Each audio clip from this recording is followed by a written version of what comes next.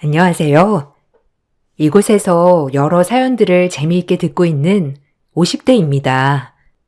저에게는 너무나 소중한 사랑스러운 딸이 있습니다. 제 평생을 딸을 위해서 살았다고 해도 과언이 아닐 정도로 저에게는 딸이 정말로 소중합니다. 남편과는 현재 이혼을 한 상태예요. 자꾸만 시댁 식구들이 저에게 너무하다면서 말을 해오길래 내가 정말 너무한 건가 싶어 이렇게 글을 쓰게 되었습니다. 남편과는 성인이 되어 지인의 소개로 만나게 되었습니다. 늦둥이 외동딸이었던 저는 활달하고 적극적인 남편이 좋았습니다. 연애를 하다가 20대 초반에 저희는 결혼을 하게 되었고 바로 임신을 했죠. 그때까지만 하더라도 남편은 세상 다정하고 좋은 남편이었어요. 여보, 나랑 결혼해줘서 정말 고마워. 내가 지금은 보잘것없고 가진 것도 없지만 평생 당신이랑 아이를 위해서 열심히 일할게. 열심히 일하다 보면 우리도 좋은 날이 오겠지. 당신만 내 옆에 있으면 세상 못할 일도 없을 것 같아. 당신이랑 결혼을 한 건 내 평생 가장 큰 축복이라고 생각해. 그러니까 다른 걱정하지 말고 건강하게 아이 잘 키워줘. 알았지? 당신 덕분에 내가 마음이 놓인다. 주변 보면 결혼하고 나서 후회한다는 사람들도 많이 있는데 나는 당신 만나서 후회 안 하고 잘 살고 있는 것 같아. 뱃속의 아이도 무럭무럭 잘 크고 있고 거기다가 남편까지 열심히 일해주니 나는 정말 행복하네. 가정을 꾸려서 산다는 게 다 이런 걸까 싶어. 우리 엄마 아빠도 늦게 결혼하셔서 나를 늦게 낳으셨잖아. 그래서 더 내가 소중하셨다는데 우리도 그렇게 알콩달콩 살 수 있을까? 그럼 여보, 내가 그렇게 살 수 있도록 해줄게. 당신 평생 고생 안 하고 살 수 있도록 내가 지금부터 노력할 거야. 그러니까 걱정하지 말고 태교만 잘하고 있어. 뭐 먹고 싶은 거 있으면 언제든지 말하고. 임신하면 이것저것 먹고 싶은 것도 많다고 하더라. 내가 그거 다 사줄 테니까 걱정하지 말고 나만 믿어. 남편은 저와 아이를 위해서 열심히 일을 하겠다고 제 앞에서 다짐을 했어요. 항상 행복할 줄만 알았던 저에게 고생문이 열리게 된 것은 딸이 태어나고 돌이 되었을 무렵이었어요. 갑자기 집에 누군가가 찾아왔고 문을 열어보니 남편 이름을 말하면서 갑자기 돈을 달라고 했어요. 영문을 몰라서 가만히 서 있으니 출근을 했다던 남편이 허둥지둥 들어와 그 사람과 실랑이를 벌이다가 둘이서 나가 저녁 늦게서야 집에 들어왔습니다. 여보, 아까 찾아온 사람은 뭐야? 갑자기 빌린 돈을 달라고 해서 너무 깜짝 놀랐어. 당신 친구야? 나는 한 번도 못 봤던 친구 같은데 무슨 돈을 빌렸어? 갑자기 왜 돈을 빌렸어? 급하게 써야 할 곳이 있었던 거야? 처음에는 당신 이름을 말하길래 나는 무슨 친구인가 해서 문을 열어줬는데 다짜고짜 돈을 달라고 하길래 너무 황당했어. 무슨 일이야? 무슨 일이 있는 거야? 그게 여보. 사실은 나 직장 그만뒀어. 내가 그만둔 건 아니고 잘렸는데 어쨌든 당신이랑 딸은 먹여 살려야 하잖아. 그래서 일용직 일을 매일 다니고 있었는데 거기서 알게 된 사람이야. 그래서 아마 당신은 누군지 몰랐을 거야. 집 주소를 알려준 적이 없었는데 어떻게 찾아왔는지 모르겠네. 어쨌든 내가 잘 해결했으니까 걱정하지 마. 왜? 왜 일 그만뒀다는 얘기 안 했어? 그래도 그런 얘기는 바로바로 해줘야지. 그래서 지금은 일용직을 다니고 있는 거야? 매일 그럼 출근한 게 아니고 일용직에 가려고 그 새벽에 나갔던 거였어? 아니, 일이야 그렇다 치더라도 아까 온 사람은 빌린 돈을 달라고 하던데 그건 또 무슨 말이야? 들어보니까 금액도 꽤 되고 직장 그만두고 월급 채우려고 돈 빌렸던 거야? 사실 당신한테 말해야 할 것 같은데 저 사람이 돈 빨리 벌 수 있다면서 도박장을 소개해줬어. 처음에는 한 번 할 때마다 돈도 많이 따서 괜찮을 줄 알았는데 나중에 정신 차려보니까 내가 거기 빠져 있더라고. 저 사람한테 돈을 빌려서 하게 되었는데 결국 갚지 못했어. 이래서 갚는다고 했는데 당장 달라고 하길래 그냥 무시하고 있었거든. 솔직히 집까지 찾아올 거라 생각하지 못했어. 미안해. 뭐? 도박이라고? 당신 지금까지 도박을 했던 거야? 그럼 그 빚 때문에 우리 집까지 찾아온 사람이었어? 아니, 어쩌자고 그거래. 얼마나 빌렸길래 저렇게 집까지 찾아온 건데? 여보, 이건 내가 다 알아서 해결할게. 다시는 그런 거 안 할 테니까 제발 용서해줘. 내 말 못 믿겠으면 바로 우리 본가에 가서 내가 약속할게. 내 입으로 엄마 아버지한테도 다 얘기할 테니까 제발 나 한 번만 믿어주라. 내가 처음에는 그냥 생활비 벌려고 간 거였거든. 가니까 처음에는 잘 됐는데 이게 끝까지 가지는 않더라고. 여보, 한 번만 용서해줘. 남편은 제 앞에서 무릎을 꿇고 용서를 구하였고, 절대로 다시는 하지 않겠다며 말을 했습니다. 거기다가 제가 못 믿을까봐 바로 다음날 시댁에 가서 자신이 어떤 일을 했는지도 다 얘기를 했죠. 시댁 역시 남편의 일로 뒤집어졌고 난리가 났었습니다. 시부모님께서는 남편의 빚을 갚아줄 테니 이번 한 번만 넘어가 달라며 말을 하셨습니다. 저 역시 아직 아이가 어렸기 때문에 마음에 걸려서 이 사건은 그냥 넘어가게 되었죠. 저는 평생 동안 이때를 그냥 넘어간 것을 후회했습니다. 남편은 이날 이후로 성실하게 다시 취업을 해서 일을 다니는 듯 했습니다. 그렇지만 직장을 취업해도 오래 다니지는 못했어요. 한 번 다니면 길어봤자 1년 다니고 그만두는 일이 부지기수였죠. 남편이 직장을 그만두기라도 하면 바로 생계가 위기에 처했습니다. 이런 일들이 자꾸 반복이 되니 저 역시 너무나도 지치고 힘든 날들이 많았습니다. 버티고 버티다가 아이가 어느 정도 말을 하기 시작하면서 저는 일을 시작하기로 다짐했습니다. 여보, 이제는 수연이도 말도 하고 대화도 잘 되니까 어린이집을 보내는 게 어떨까 싶은데 당신 생각은 어때? 내가 이제 밖에서 나가서 일을 하는 게 좋을 것 같아서. 당신은 아직 맞는 일자리를 찾지 못했으니 당분간은 당신이 수연이를 좀 봐줬으면 좋겠어. 나는 이번에 아는 언니가 사무직 구하는 곳이 있다고 해서 거기 가보려고. 내가 일 시작하면 아이를 못 돌보니 당분간 그렇게 하고 어린이집에 보내자고. 아니, 내가 아무리 일을 쉬어도 1년 이상 쉬어본 적이 없는데 그동안 벌어다 준 돈은 하나도 남겨주지 않고 썼던 거야?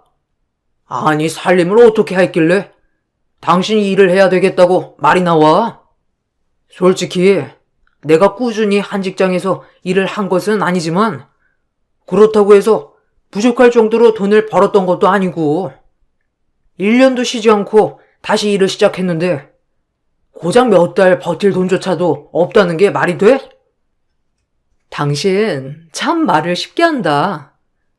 당신이 아무리 벌어다 주면 뭐해? 다시 1년 동안 일도 안 하는데 1년 이상 쉬어본 적이 없다고? 그래, 그렇게 연달아서 쉬었던 적은 없었지.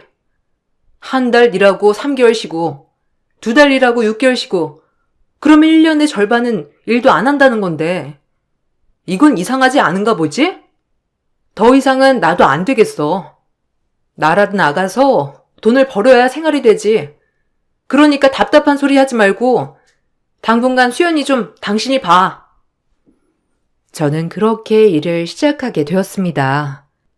제가 돈을 벌기 시작하자 남편은 더욱더 집에서 탱자탱자 놀기 시작했죠. 자기가 아이를 보겠다면서 하는 날이 대부분이었는데 퇴근을 하고 집에 돌아가면 집안일은 단 하나도 되어 있지 않을 때가 많았습니다. 그러다 보니 퇴근 후에도 집안일을 하느라 정신없이 하루를 보내는 날이 많았죠. 너무나 체력이 없어 힘들 때면 남편에게 집안일 좀 조금이라도 해두라고 말을 하곤 했습니다. 여보, 집에서 아이 보는 거 쉬운 일이 아닌 건 알고 있는데 그래도 청소를 하던지 설거지를 하던지 아니면 빨래를 하던지 셋 중 하나는 해주면 안 될까?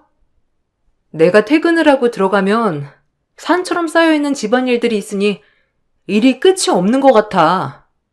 그러니까 당신이 수연이 자거나 혼자서 놀 때 조금이라도 해주면 내가 좀 더 수월할 것 같은데. 내가 집안일을 어떻게 해? 거기다가 수연이도 혼자서 놀다가도 나를 찾는데 어떻게 집안일을 하냐고. 그리고 나는 집안일 서툴고 손도 빠르지 않아서 시간도 너무 오래 걸려. 당신이 퇴근하고 와서 하면 금방 다 하잖아. 그럼 누가 효율적이야? 누가 봐도 당신이 효율적이지. 나는 그냥 수연이나 보면서 있을 테니까 당신이 퇴근하고 와서 집안일 하는 게 좋겠어. 아니, 내가 체력이 너무 힘들어서 그래.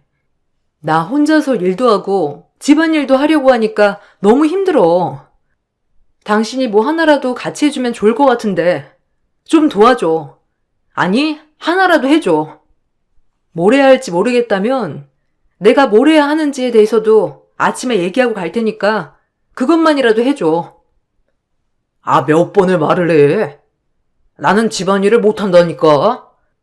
이런 거 못한다고 여러 번 얘기하는데도 왜 나한테 집안일을 하라고 해? 솔직히 말하면 당신이 좋아서 돈 벌러 나가는 거잖아. 내가 돈 꼭 벌어야 한다고 당신 등 떠미는 것도 아니고 당신이 좋아서 나가놓고서는 집안일 안 되어 있다면서 하라고 하면 나는 뭐 기분 좋게 할 수 있겠냐? 뭐? 당신 그게 무슨 말이야?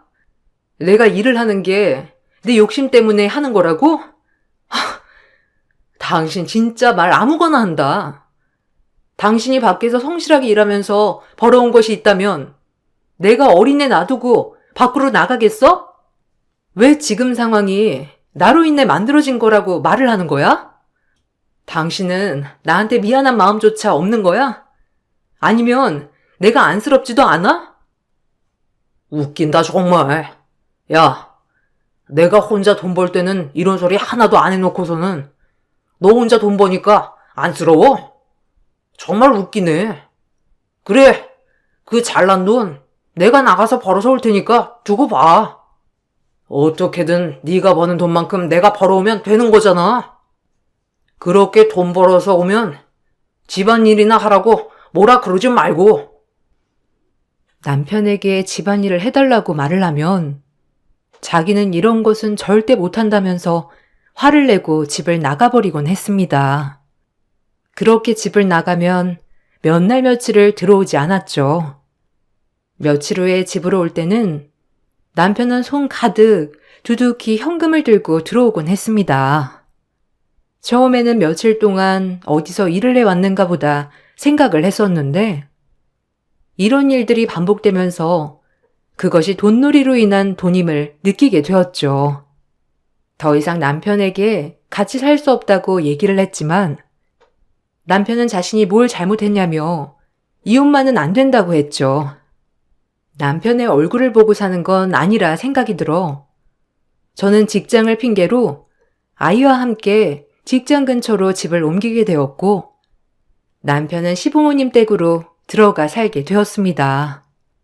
사실상 우리는 별거를 시작했던 것입니다. 그렇게 우리 두 사람은 아이가 고등학교 졸업을 할 때까지 따로 떨어져 살았습니다. 종종 남편과 한 번씩 만나기는 했지만 사이가 전보다 좋아지지도 나빠지지도 않았죠. 그러다 아이가 고등학교 졸업을 앞두고 갑자기 남편이 집으로 찾아와 이제는 합가를 하는 게 좋을 것 같다며 얘기를 해왔습니다. 당신, 이제는 우리 같이 사는 게 어때? 솔직히 떨어져서 지낸 지 10여 년이 지나다 보니 당신도 나도 여기에 익숙해졌을 거라고 생각은 하지만 그래도 우리는 부부잖아. 수연이한테도 더 이상은 못할 짓이라고 생각해. 당신도 일을 하고 있고 나도 일을 하고 있으니 서로 함께하는 시간이 많지는 않겠지만 그래도 남은 생이라도 부부로서 잘 지내고 싶어. 당신, 갑자기 왜 그렇게 얘기를 해? 아이가 이제 성인 되어서 힘든 일 없겠다 생각하는 거야? 굳이 그럴 필요 없어. 당신은 당신대로 편하게 살아도 상관없어. 우리도 이렇게 둘이서 지내는 게 편하니까. 갑자기 새 식구가 모여서 산다고 생각을 하니 왜 그렇게 해야 할지 모르겠네. 당신 말대로라면 가장 편안하게 있어야 할 곳이 집인데 우리가 그렇게 부대끼고 살 정도는 아니지 않아? 알아. 당신이 나랑 같이 살고 싶지 않다는 거. 그렇지만 딸에게도 상처가 되었을 거야. 내가 조금이라도 지금부터 노력을 한다면 딸 상처도 많이 나아지지 않을까 생각을 해. 다른 것보다 우리 딸과 우리 두 사람만 생각을 하고 결정해줘. 남편은 그렇게 학가를 얘기한 뒤부터 집에 종종 와서 음식도 만들어주고 집안일을 도와주기도 했습니다. 거기다가 바빠서 퇴근이 늦을 때면 졸업을 앞둔 딸과 함께 영화도 보면서 소소하게 시간을 보내기도 했죠. 그전까지는 아빠 없이도 잘 지냈다고 생각을 했지만 딸아이가 아빠와 어색하지만 즐겁게 시간을 보내면서 행복해하는 모습을 보고 어쩌면 남편이 정신을 차린 건 아닐까 생각을 했습니다. 이런 제 생각은 얼마 못 가 깨지고 말았죠. 남편의 이 행동들은 모두 계략이었습니다. 딸은 공부도 어릴 적부터 잘해서 명문대에 합격을 했는데요. 대학 등록금으로 모아두었던 통장을 깨고 등록금 납부를 하기로 했죠. 이 사실을 알고 남편은 미안하다며 얘기를 했습니다. 정말 수연이 대학 등록금을 다 모으고 있었어? 아휴, 사실 한두 푼도 아니라 이번에 등록할 때 좀 도와줘야 하는데 고민하고 있었거든. 사실 지금은 내가 넉넉한 형편이 아니라서 어떻게 해야 할까 걱정했는데 정말 당신 대단하다. 그럼 지금까지 모으고 있었던 거야? 수연이 가는 대학 등록금이 정말 장난이 아니더라고. 당신 정말 대단해. 그리고 미안해. 당신 혼자 이 부담을 지게 해서. 괜찮아. 우리 딸 좋은 대학 가니까 내가 정말 기분 좋게 다 낼 수 있어서 다행이지. 딸 공부도 정말 잘하는데 대학까지 등록할 돈이 없어서 못 간다면 너무 속상하고 힘들 것 같아. 그래도 이렇게 마련할 수 있어서 다행이다. 정말 잘 모을 수 있을까 고민이 많았거든. 그리고 당신도 너무 미안해할 필요 없어. 그냥 이렇게 아빠 노릇 뒤늦게라도 해주면 나야 고맙지. 요즘 수연이가 정말 행복해하는 것 같아. 그런가? 수연이 결혼할 때는 내가 꼭 도와줄게. 알았지? 당신 혼자서 수연이 이렇게 장하게 키우느라 고생 정말 많이 했겠어. 아이 등록금은 내가 잘 가지고 가서 낼 테니까 당신도 그냥 편하게 쉬어. 그 다음날 남편은 미리 뽑아둔 등록금을 들고 사라졌습니다. 야반도주를 했던 것이죠. 남편이 하루아침에 사라지자 주변에서 사고가 난 것은 아닐까 신락 같은 희망을 갖고 있었습니다. 그렇지만 대학에 연락을 해보아도 등록이 되었다는 답변이 들리지 않아 속이 타들어갈 지경이었죠. 그렇게 저희는 다시 한번 더 남편의 배신을 느끼게 되었습니다. 그날 이후로 저와 딸은 서로를 의지하면서 상처를 묻고 살고 있었어요. 살면서 아빠, 남편이라는 이야기는 한 번도 입에 올리지 않았죠. 그렇게 저희는 10년의 세월을 다시 겪게 되었습니다. 시간이 지나 딸아이는 어엿한 직장인이 되었고, 함께 하고 싶다는 남자친구와도 연애를 시작했습니다. 딸아이가 결혼을 하겠다며 말을 하고 난 후에 데리고 온 예비 사이도 정말 반듯한 사람이었죠. 성실하고 똑똑한 사이였고 지역 내 검사였습니다. 더군다나 예비 사이의 집안 역시 검사 집안이었고 부잣집으로 소문이 난 곳이었어요.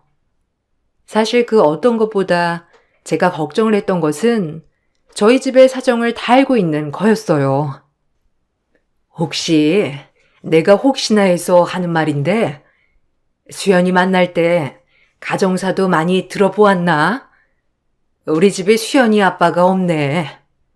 10년 전에 실종된 상태로 아직까지 연락이 되고 있지 않아.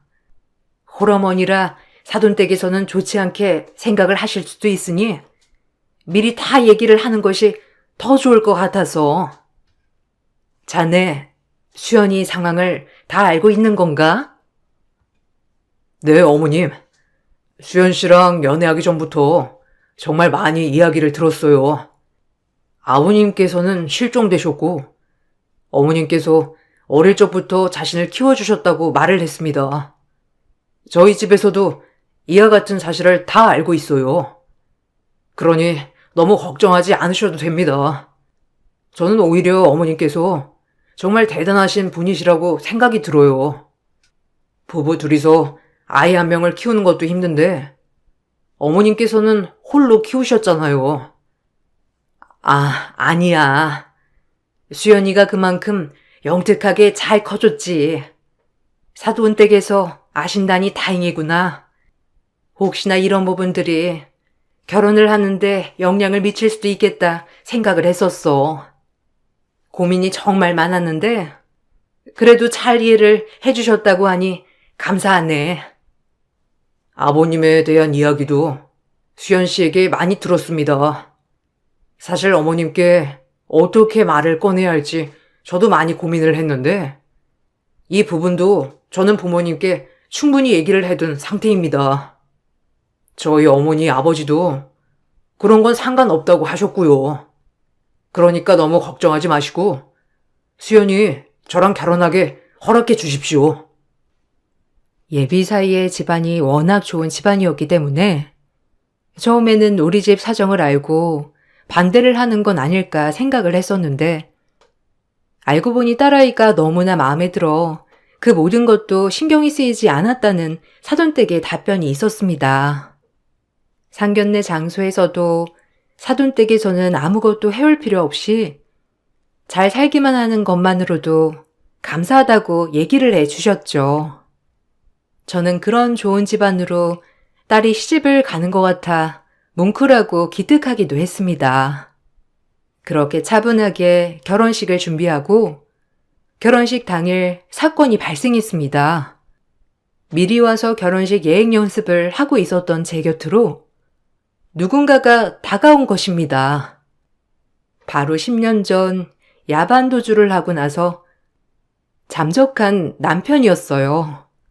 알고 봤더니 그동안 남편의 자취를 모른다던 시댁 식구들은 남편과 연락을 하고 있었고 이번에 딸 결혼 소식까지 듣게 되어 찾아오게 되었다고 말했습니다. 당신? 당신 어떻게 여길 왔어? 어떻게 여기가 어디라고 와?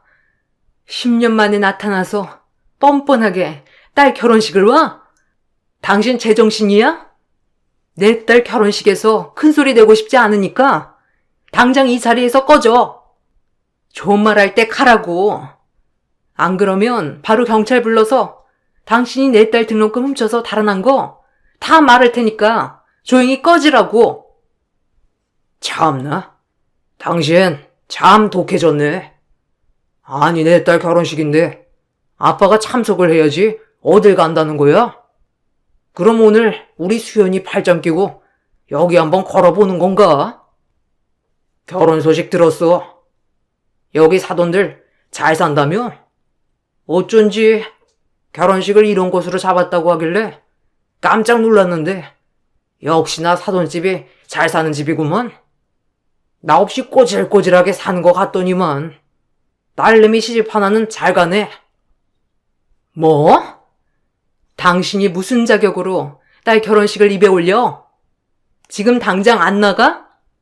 수연이 눈에 띄지 말고 당장 나가.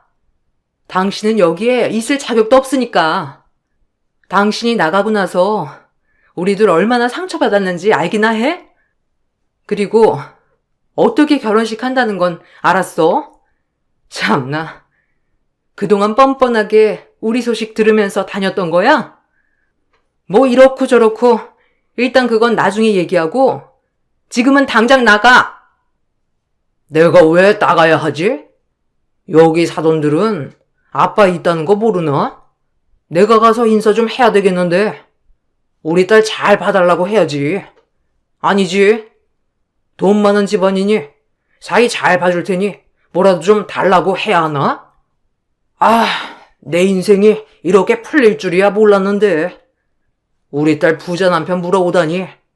역시 나한텐 복덩이긴 하구나. 남편의 말에 경악을 하면서 쳐다보고 있었던 그 순간 저를 보고 예비사이가 곁으로 다가왔습니다. 사색이 되어서 놀란 얼굴을 하고 있는 저를 보다가 혼주석에 앉아있는 남편을 보더니 깜짝 놀라서 말을 하더라고요. 혹시 저 모르시나요? 저번에 한번 저희한테 조사받으러 오시지 않으셨나요? 아니 그때 오신 분 맞으신 것 같은데. 얼굴이 똑같으신데. 여기는 어쩐 일로 오셨죠? 그때 사고 났다면서 몇 달 동안 꼼짝없이 입원해야 될 것 같다고 저한테 전화 주시지 않으셨나요?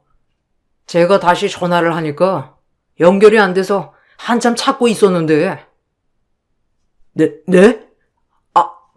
사람 잘못 보신 것 같습니다.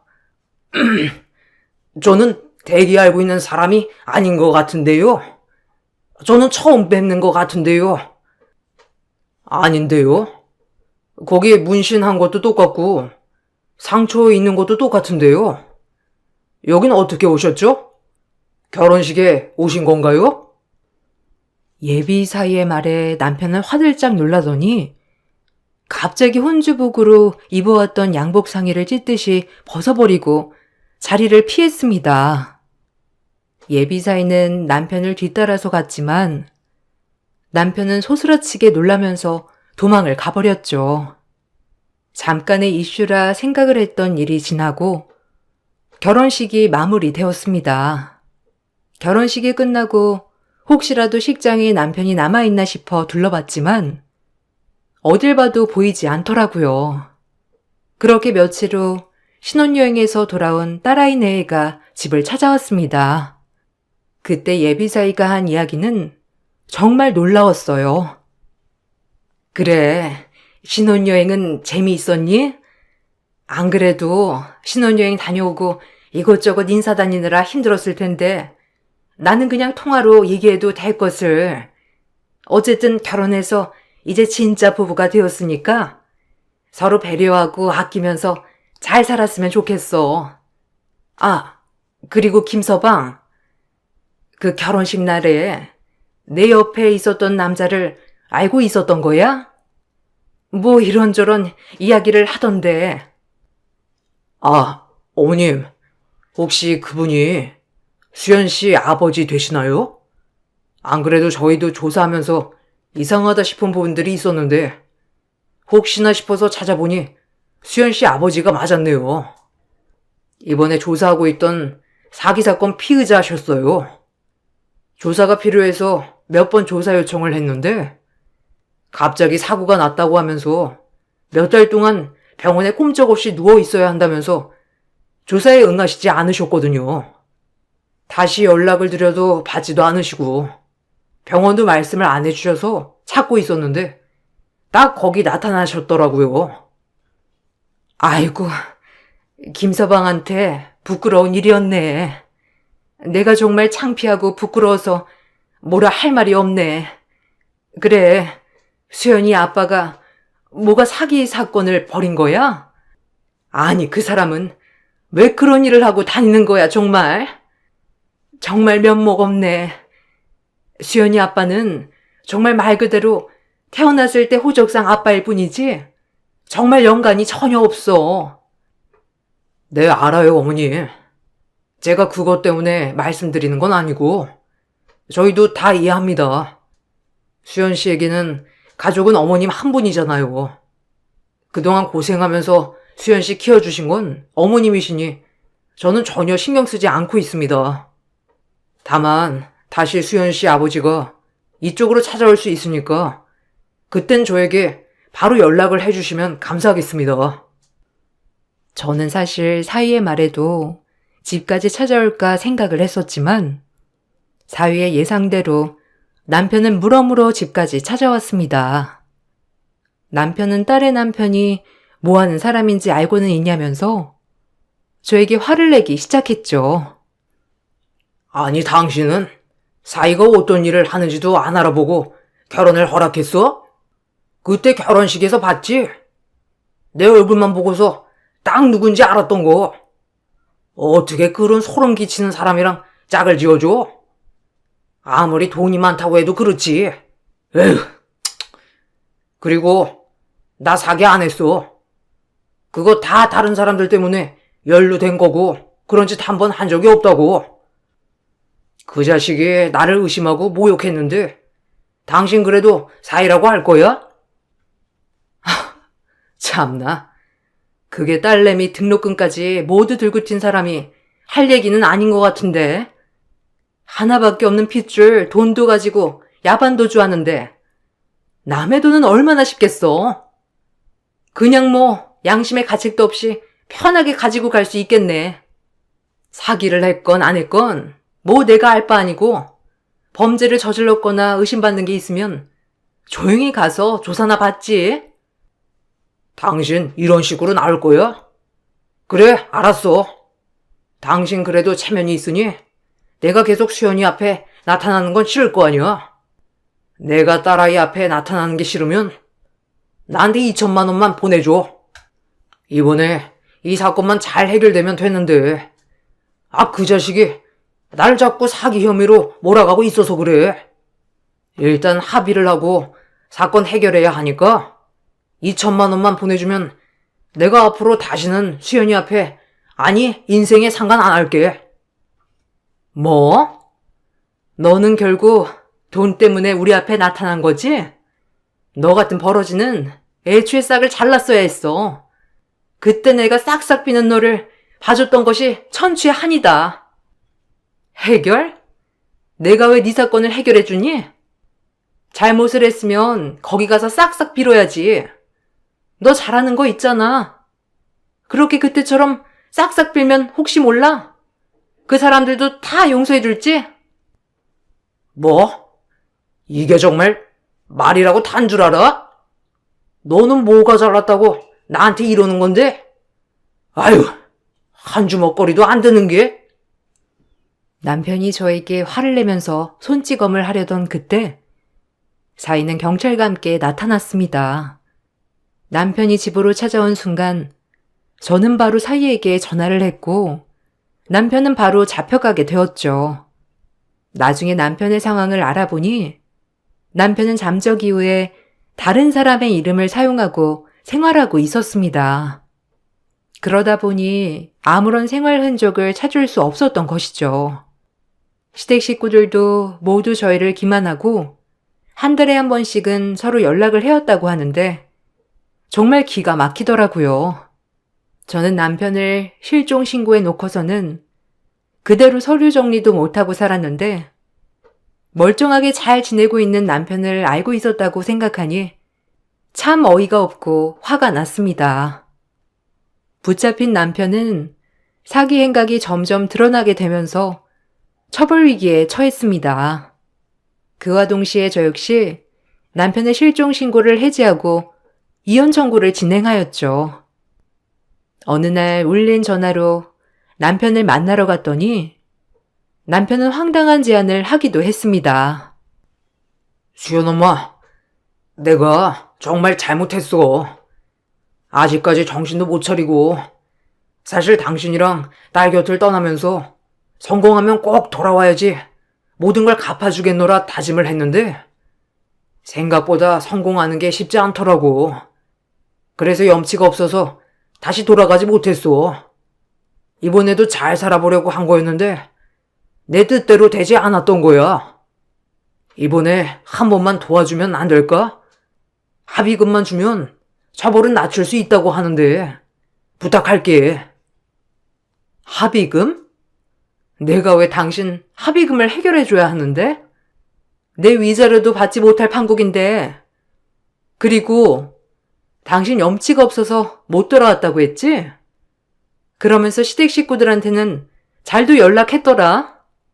나는 당신이 살아는 있을까 걱정도 했었는데 그동안 참 먹고 자고 하면서 편하게 잘 지냈나 보다. 나랑 딸은 지금도 그때 사건 입에 올리지도 못해. 그때만 생각하면 우라가 치밀어 올라서.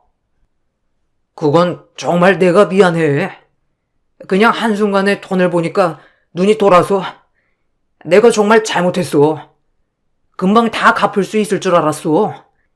사업만 잘 되면 금방 잘 갚아서 다시 돌아갈 수 있을 줄 알았다고. 근데 그게 잘 되지 않았던 거야.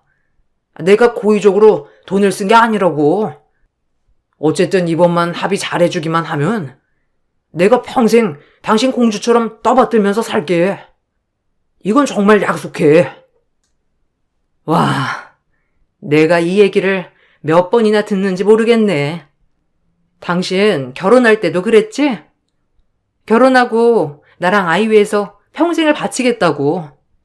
거기다가 처음 돈놀이 하는 거 걸렸을 때도 무슨 말 했는지 기억해? 다시는 그런 거 하지 않겠다며 나한테 무릎 꿇고 싹싹 빌었어. 그래 놓고서는 당신은 하나 변한 게 없었는데 내가 당신을 뭘 믿어야 하지? 그리고 내가 공주가 되려면 당신은 왕자여야 되잖아. 근데 당신은 길거리 거지만도 못한 사람인데 어떻게 내가 공주가 돼? 난 당신 내 옆에도 두고 싶지 않아. 그러니까 제발 내 인생에서 좀 꺼져줘. 처음 돈놀이 하다 걸린 날처럼 남편을 울며불며 매달리며 부탁했지만 저는 그 부탁을 들어주지 않았습니다. 남편에게는 이혼을 청구했습니다. 그동안 생활비는커녕 양육비도 주지 않았던 남편에게 지금까지의 모든 사실들을 밝힌 후 이혼을 청구하였죠. 거기다가 현재 살고 있는 집 역시 남편의 노력이 하나도 들어가지 않았다는 점, 남편이 집안의 재산을 모두 탕진했다는 점 등을 주장하여 재산 분할도 해줄 수 없다고 했습니다. 남편의 잘못이 그만큼 컸던 것인지 남편은 저에게 위자료 2천만 원을 지급해야 했고 재산 분할 없이 이혼을 하는 것으로 결론이 내려지게 되었습니다. 길고 길었던 결혼 생활도 남편과의 서류도 모두 정리가 된 후에야 저는 비로소 저를 옥죄고 있었던 족쇄에서 풀려나는 듯한 기분을 느끼게 되었죠. 딸도 결혼을 하면서 독립을 하고 이제는 저도 제 인생을 살고 있어요. 간혹 들려오는 소리로 시댁 식구들이 저에게 너무하다면서 얘기를 한다더라고요. 정말 제가 너무한 건지 아니면 저쪽 사람들이 뻔뻔한 건지 모르겠네요. 내 인생의 암흑기 같았던 시기를 이제는 다 빠져나온 것 같습니다. 앞으로 행복한 일들만 있겠죠. 저희 긴 사연을 들어주셔서 감사합니다. 여러분들의 앞날에도 밝은 빛만 가득하시길 바랄게요. 안녕하세요. 저는 분당에 살다가 최근에 이사를 하게 된 40대 초반 여자입니다. 결혼 10년 만에 남편과의 지긋지긋했던 부부관계를 정리하고 각자의 길을 걷게 되었는데요. 있을 때 잘하라고 막상 떠나고 나니 이제 와서 붙잡는 한심한 놈이 제 앞에서 처음으로 무릎을 꿇었습니다. 눈물을 흘리면서 애원을 하는 모습이 참 안타깝더라고요. 이미 이혼 서류에 도장을 찍었는데 왜 다시 합치자고 하는지 모르겠어요. 큰 소리 떵떵 치던 놈이 막상 뒤돌아 생각을 해보니 자기가 잃을 게 많다고 생각했는지 갈라선 지 한 달 만에 다시 돌아왔습니다. 눈물을 흘리면서 2번 다시는 저에게 상처를 주지 않겠다면서 딱 한 번만 믿어달라는데 이미 상처를 너무 많이 받았던 터라 이사 온 집으로 무작정 들어오려 하길래 강하게 거부한 뒤 밖으로 내쳐 버렸습니다. 그리고 뒤에서 저에게 한마디도 하지 못하고 남편 뒤에서 있던 시모는 문이 닫히기 직전 미안했다는 말을 뒤늦게 꺼내셨습니다. 이런 사태가 벌어지고 나서야 후회를 하시는데 모전자전이라고 둘 다 똑같은 모습에 한숨만 나왔습니다. 그동안 정말 많이 참았지만 저도 사람인지라 한계에 다다랐는지 남편의 무책임한 행동에 더는 참을 수가 없었어요. 비가 억수로 쏟아지던 어느 날 새벽 늦게 들어온 남편이 만취가 돼선 정신을 차리지 못하고 기어 들어오더라고요. 온몸은 다 젖어서 거실 바닥에 대자로 누워 버렸고 그 모습에 경악을 한 저는 남편을 흔들어 깨웠지만 이미 정신이 끊어져 버린 상태였습니다. 일어나라며 뺨에 손을 몇 번이나 올렸었지만 꿈쩍도 하지 않았어요. 남편의 무거운 몸을 저 혼자 들기에는 무리가 있던 터라 입고 있던 옷만 갈아입히고 이불을 덮어주는 게 최선의 방법이라 겉옷을 힘들게 세탁기에 넣은 다음 흙탕물에 범벅이 된 바지를 빨렸는데 그 순간 제 2눈을 의심했어요. 남편의 속옷이 거꾸로 뒤집혀져 있었고 그걸 보게 된 저는 온몸에 소름이 돋았어요. 여자의 촉이라는 게 정말 무섭다는 걸 그때 알 수 있었던 건 속옷이 뒤집힌 모습을 보자마자 소지품을 뒤지기 시작했어요. 그리고 제 손에 들린 빨간색 장미 그림이 그려져 있던 명함 한 장을 제 심장을 내려앉게 만들었고 설마 하는 마음에 남편의 핸드폰을 꺼내 최근 통화 목록을 보자마자 이 상황을 어떻게 받아들여야 할지 모르겠더군요. 그래서 떨리는 손으로 명함과 일치하는 번호로 연락을 해봤는데 통화 연결음이 들리자마자 전화를 받았어요. 오빠? 좀 전에 왔다 갔으면서 벌써 내가 보고 싶어진 거야? 그런데 나 지금 다른 손님이랑 만나고 있어서 오늘은 시간이 안 될 것 같네. 내일 다시 오면 내가 즐겁게 놀아줄게. 그런데 요즘 내 얼굴 너무 자주 보러 오는 거 아니야? 오빠 마누라한테 걸리면 어떡해? 나 돈 벌게 해주는 건 좋은데 조심해야 우리 오래 볼 수 있지. 정체 모를 여자에게 충격적인 말을 듣게 된 저는 화가 머리끝까지 올라와 버려 남편을 도저히 용서해 줄 수가 없었고 세상 모르고 코골며 자고 있는 남편의 얼굴에 잔물을 한 바가지 퍼서 얼굴에 냅다 뿌려 버렸습니다. 본인도 많이 놀랐는지 벌떡 일어나서는 비몽사몽한 얼굴로 주위를 둘러보고 있었어요. 저와 눈이 마주치자마자 다시 누우려 하길래 정신을 덜 차린 것 같아 찬물을 한 번 더 얼굴에 냅다 뿌려 버렸습니다. 그제서야 어느 정도 정신을 차렸는지 저를 보며 뭐 하는 짓이냐고 소리를 지르길래 절대 용서를 할 수가 없어 남편의 뺨에 세차게 손을 올렸고 비틀거리면서 일어난 남편은 뭘 잘못했는지 전혀 인지를 하지 못하고 손을 올리려 하길래 얼굴에 명함을 집어던져 버렸어요. 그리고 핸드폰을 보여주면서 최근 통화 목록에 대해서 설명해 보라고 화를 냈습니다. 아직 술이 덜 깼지? 반대쪽 뺨도 올려쳐 줄까? 이 명함에 적혀 있는 장미라는 여자 누구야? 나한테 거짓말할 생각 조금도 하지 마. 이미 통화까지 전부 마쳤으니까 지금 어디 다녀왔는지도 알고 있거든? 마누라가 두 눈 시퍼렇게 뜨고 있는데 어떻게 다른 여자를 만나고 들어올 수가 있어? 당신 술 마셨어? 무슨 헛소리를 하는 거야? 내가 지금 누굴 만나고 와? 회사에서 회식하고 왔다고 했잖아. 힘들게 일하고 들어온 사람한테. 그게 할 말이야?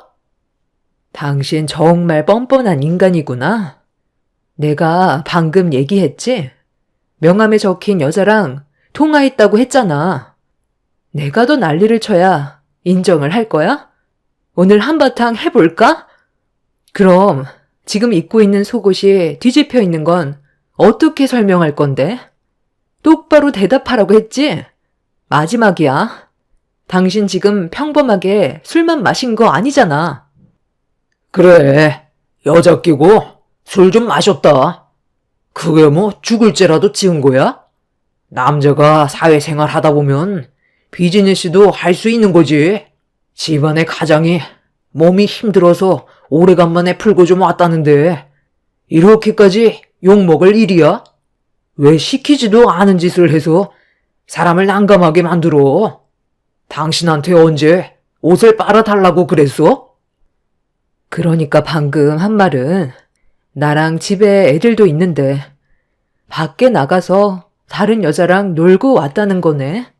그리고 지금까지 나한테 걸리지 않으려고 몰래 다니고 있었고. 걸리지 않으려고 행동했다기보다 말해서 좋을 거 없잖아.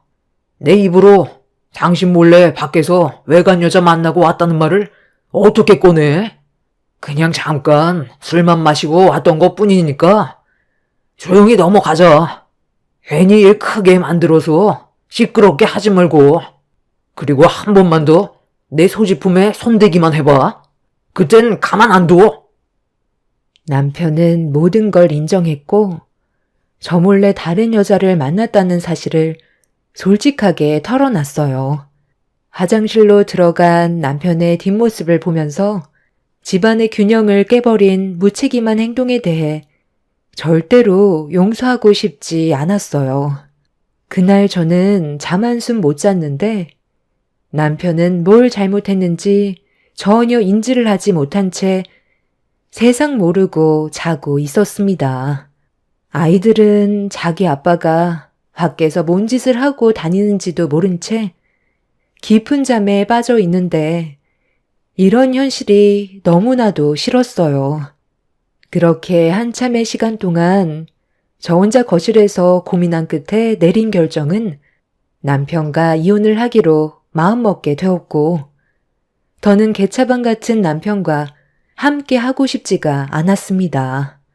한 공간에서 평생 동안 얼굴을 마주해야 된다는 생각만 하면 차라리 세상을 떠나는 게 훨씬 좋을 거라 판단할 정도였죠.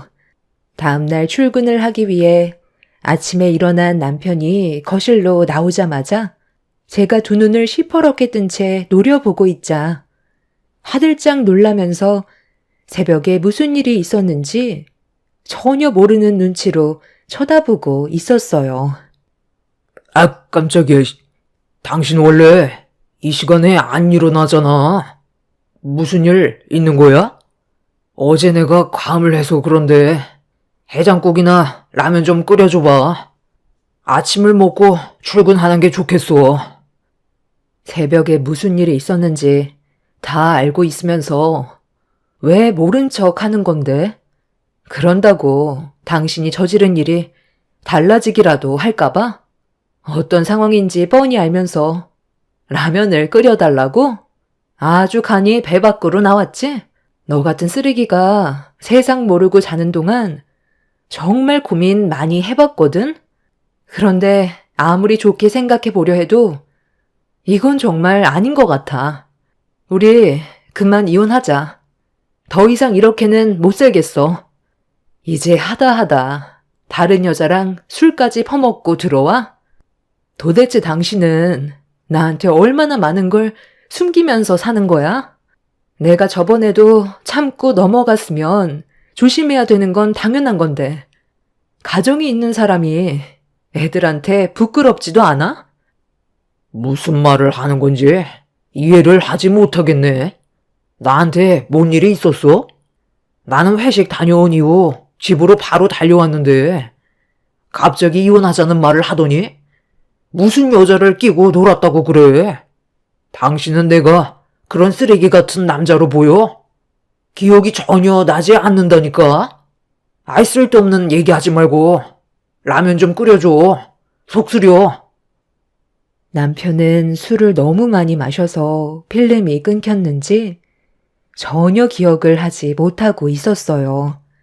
눈빛을 봤을 때 정말 기억을 하지 못하는 것 같았지만 제가 전날에 있었던 일들에 대해 증거물과 남편 핸드폰에 있던 통화 기록을 보여주자 그제서야 말수가 줄어들더니 당황하는 얼굴로 말을 더듬기 시작했어요. 남편은 이 일 말고도 몇 번이나 사고를 친 적이 있었어요. 남들이 안 좋은 점을 한 가지 가지고 있다면 남편은 그걸 복합적으로 가지고 있는 사람이었죠. 결혼 당시에는 전혀 알지 못했어요.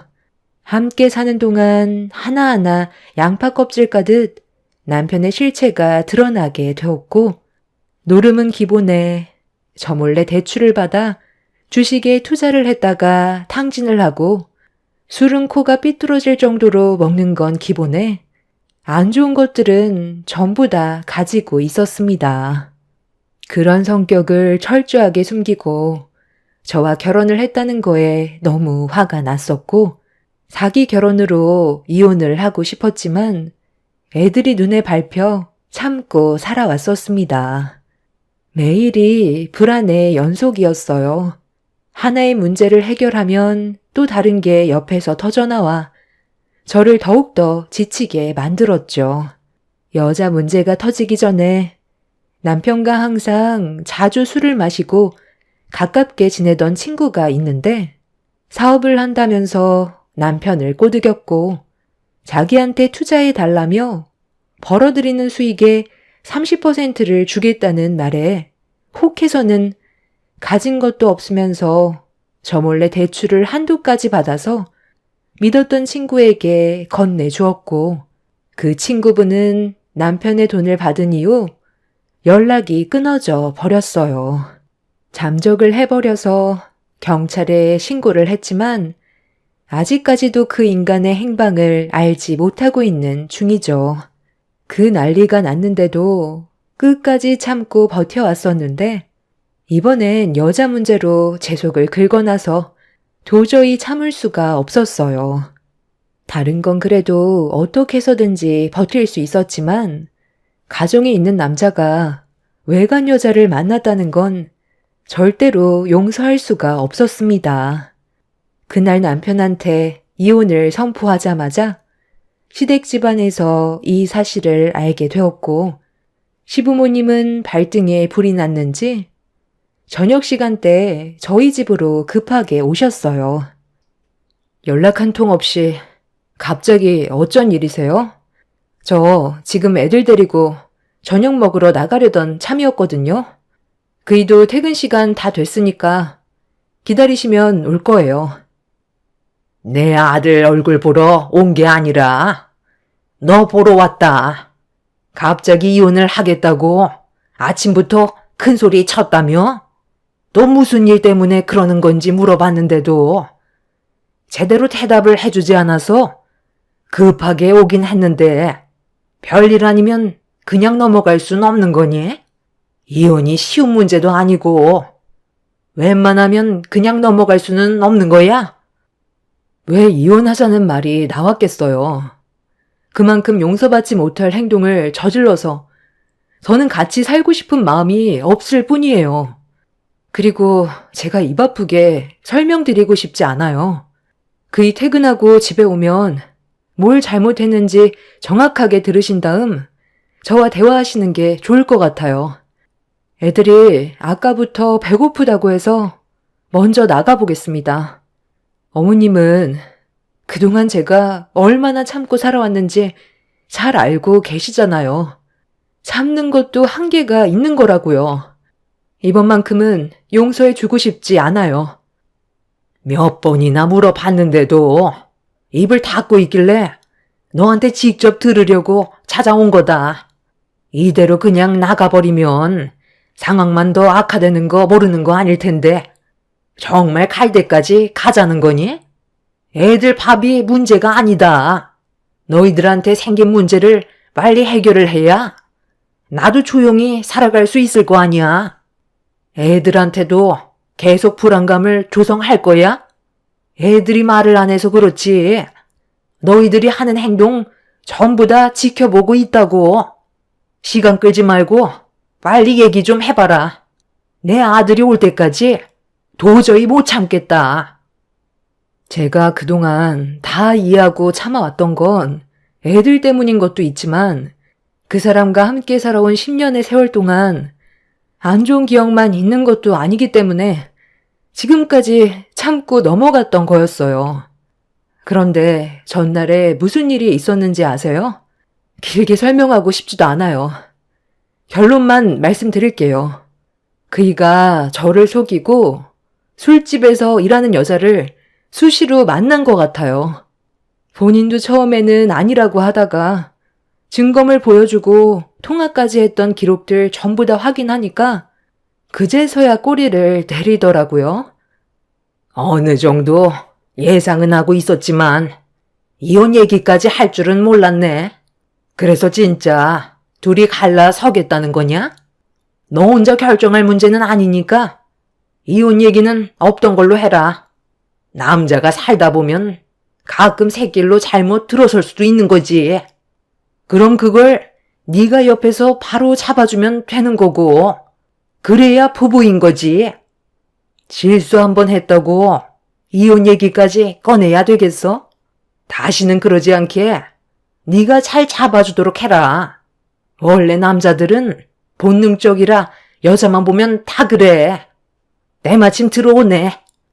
이놈아, 몰래 여자를 만날 거였으면 꼬리를 밟히지 않게 철저히 숨겼어야지. 사고 친 지 얼마나 됐다고? 벌써 또 일을 저지르는 거야? 엄마, 아버지 오셨어요? 저도 이 사람이 알게 되는 걸 원치 않았는데 어쩌다 보니 모든 걸 알아버렸더라고요.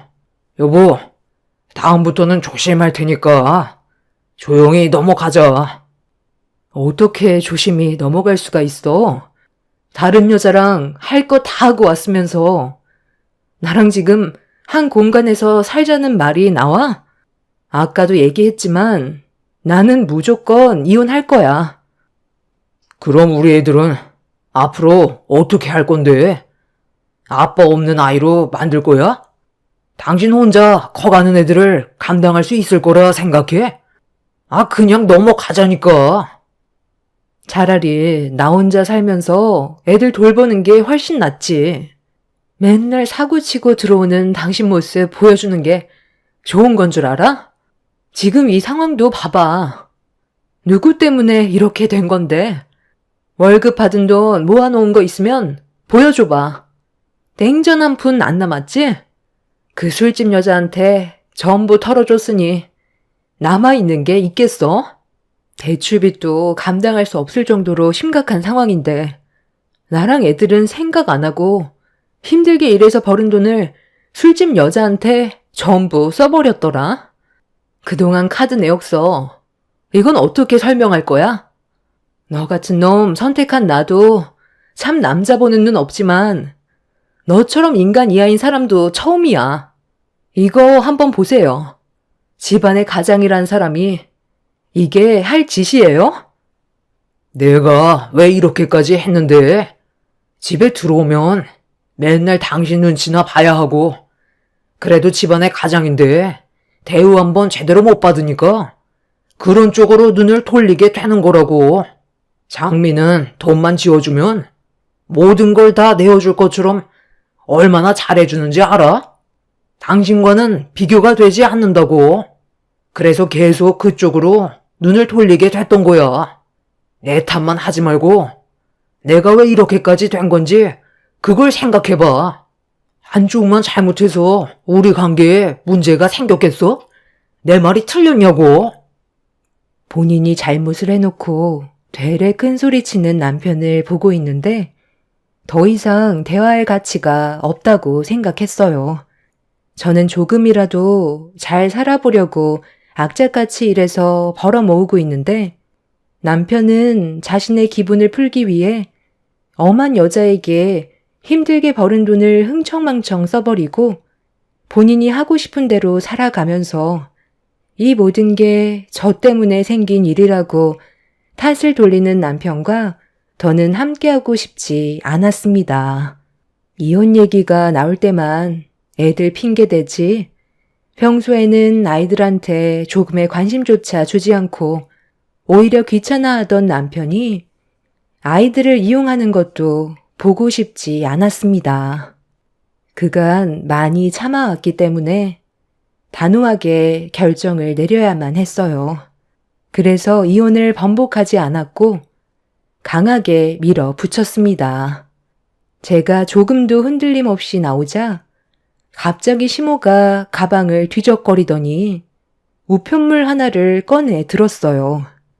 그리고 제 앞으로 툭 던져 놓더니 세금 환급을 50만 원이나 받아놓고 혼자 입 싹 닦았다며 남편은 알고 있냐고 물어보시길래 제가 일하고 납부한 세금 환급 받은 건데 그런 것까지 남편이 알아야 되냐고 다시 대받아치는 순간 시모는 버럭 화를 내셨어요. 그리고 아이들이 보는 앞에서 충격적인 일이 벌어졌죠. 너도 내 아들한테 숨기는 게 있으면서 어디서 떳떳한 척 하는 거야? 환급 받은 돈으로 애들만 데리고 외식하러 가는 거였니? 시부모는 아예 보이지도 않든?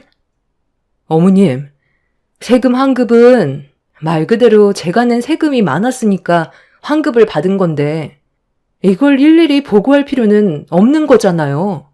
그리고 제 우편물을 왜 마음대로 뜯으세요?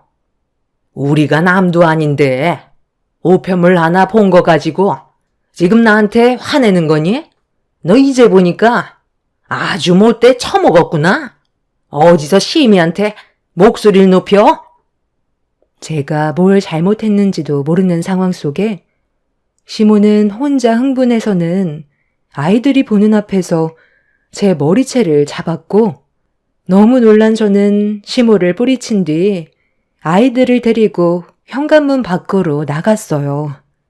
그런 저를 조금도 도와주지 않았던 남편놈은 시모 옆에서 심보를 곱게 쓰지 않았기 때문에 혼이 나는 거라면서 잘못한 놈이 성낸다고 되려 더 큰 소리를 내고 있었어요. 아이들은 많이 무서웠는지 제 옆에 찰싹 붙어선 울고 있길래 더 험한 모습을 보여주고 싶지 않아 서둘러 자리를 피했고 외식할 기분도 아니었기 때문에 저는 친정으로 향했습니다. 그렇게 아이들을 부모님께 맡긴 뒤 다시 급하게 집으로 돌아왔어요. 이미 이성을 잃어버린 저도 더는 참을 수가 없었고 현관문을 활짝 여는 순간 눈앞에 펼쳐진 광경에 또 한 번 입을 다물지 못했습니다.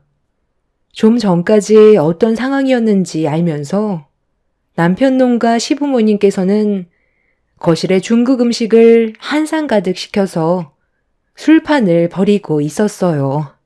이미 화가 머리끝까지 올라왔던 상태였기 때문에 눈앞에 보이는 건 없었고 그대로 뛰어가 남편 앞에 놓여있던 짬뽕 그릇을 머리 위로 뒤집어 쏟아부어 버린 뒤 상을 엎어 버렸어요.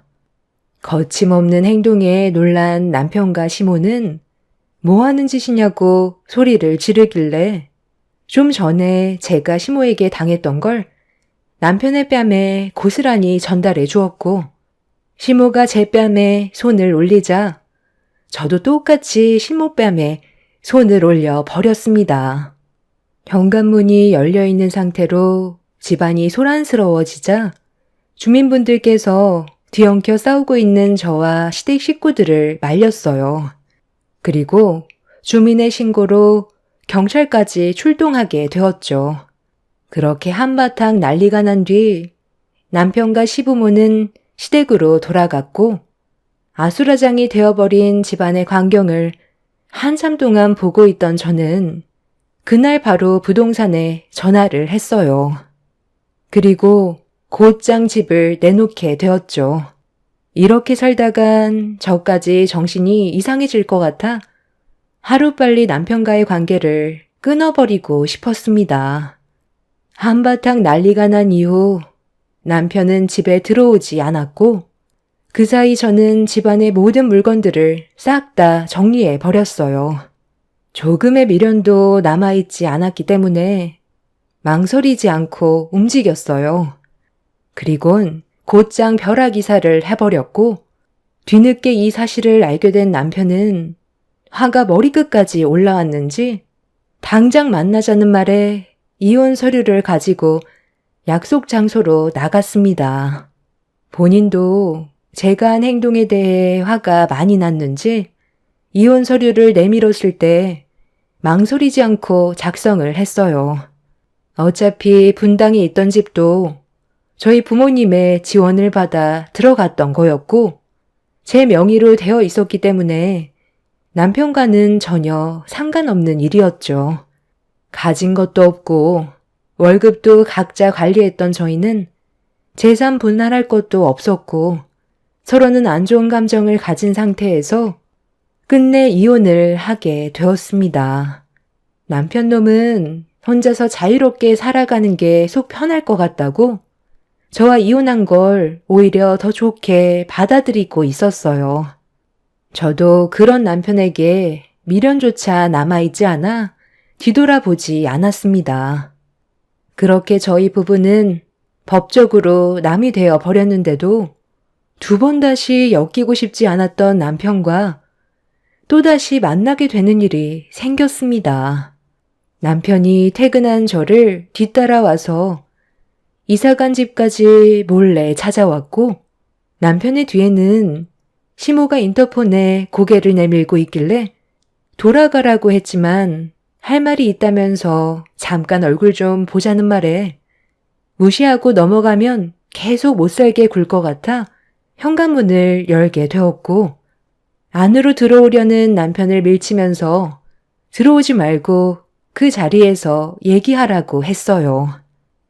그날 당신이 나와는 한마디 상의도 없이 집안에 있던 물건 싹 다 버리고 벼락이사를 해버려서 나도 너무 화가 난 나머지 좋게 풀려고 하지 않고 내 감정을 억누르지 못한 채 흥분해서 이혼 서류에 도장을 찍게 됐지만 그건 내 실수였어.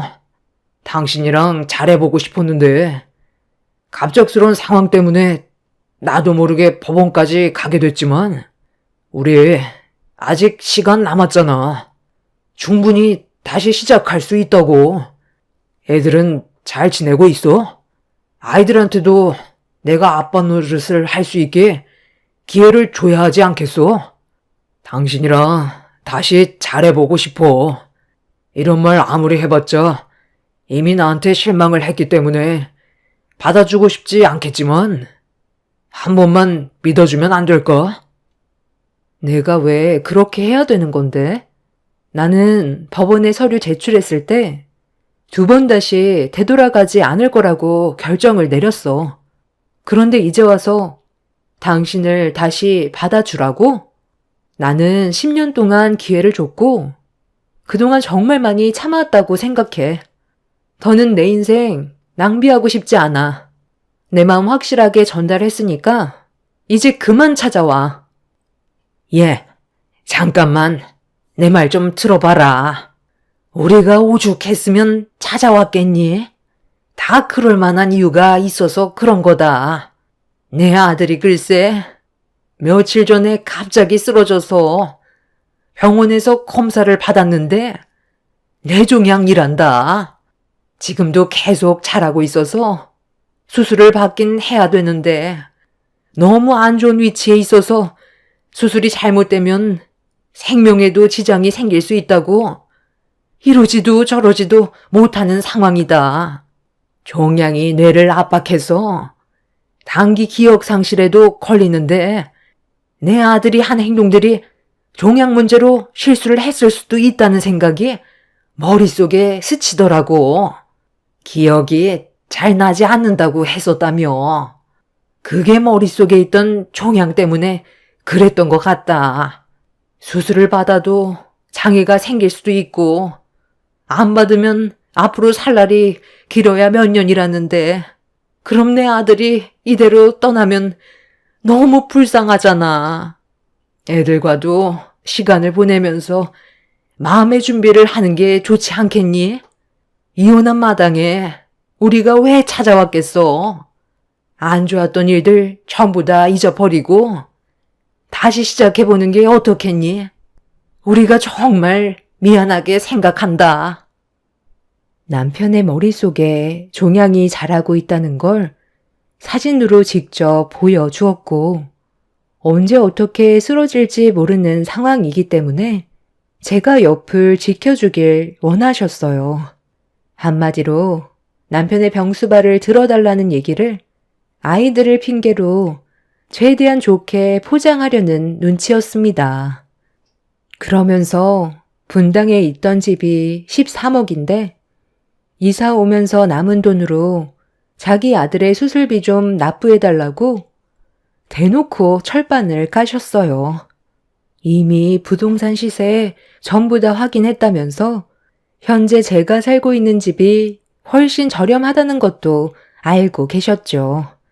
더는 대화하고 싶지 않아 남편과 시모를 내쳤고 2번 다시 찾아오지 말라고 소리를 질렀어요. 이혼을 했으면 그걸로 끝이지 애들 핑계로 자신들의 이득을 취하려는 그 인간들을 더는 보고 싶지 않았습니다.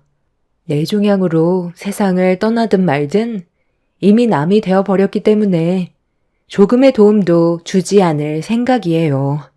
아이들 문제는 저희 부모님과 상의 후 어떻게 할지 결정할 생각입니다. 지긋지긋했던 악연을 겨우 끊어냈는데 또다시 그 인간들과 연결고리를 만들고 싶지 않습니다. 힘겹게 살아온 만큼 남은 인생 저와 아이들을 위해서 살아가려고요. 제 사연 들어주신 분들 감사합니다. 안녕하세요. 저는 청주에 살고 있는 40대 초반 여자입니다. 그동안 신우와의 좋지 않은 관계를 풀어보려고 많은 노력을 했었지만 결국 저를 대하는 신우의 태도는 지나칠 정도로 많은 문제를 일으키게 되었고 그 끝은 엄청난 결과를 맞이하게 되었습니다. 신우는 저보다 일찍 결혼 생활을 시작했지만 저는 남편과 결혼 생활한 지 이제 5년 차가 되었습니다. 그리고 40대가 넘어가서야 그토록 바라던 아이를 가질 수 있었죠. 임신하기 전부터 신우는 저에게 많은 스트레스를 주었고 언제나 시댁 집안은 신우의 편을 들어주었어요. 그래서 저는 시댁에 가고 싶지 않다는 말을 자주 꺼내게 되었죠. 임신이 안 되는 이유가 시댁 집안에 있는 것 같아 최대한 멀리하고 싶었지만 신우는 그런 저를 가만두고 싶지 않았는지 애들 셋을 데리고 저희 집에 무작정 찾아왔었어요. 새언니, 요즘 뭐하고 지내시길래 연락도 없으시고 제 전화는 아예 받지도 않더라고요. 주말인데 뭐 하시나 궁금해서 얼굴 좀 보려고 근처 지나가다가 잠깐 들렀어요. 그래도 저녁 먹기 전에 온 것 같은데. 오래간만에 새언니 음식 솜씨 좀 볼까요?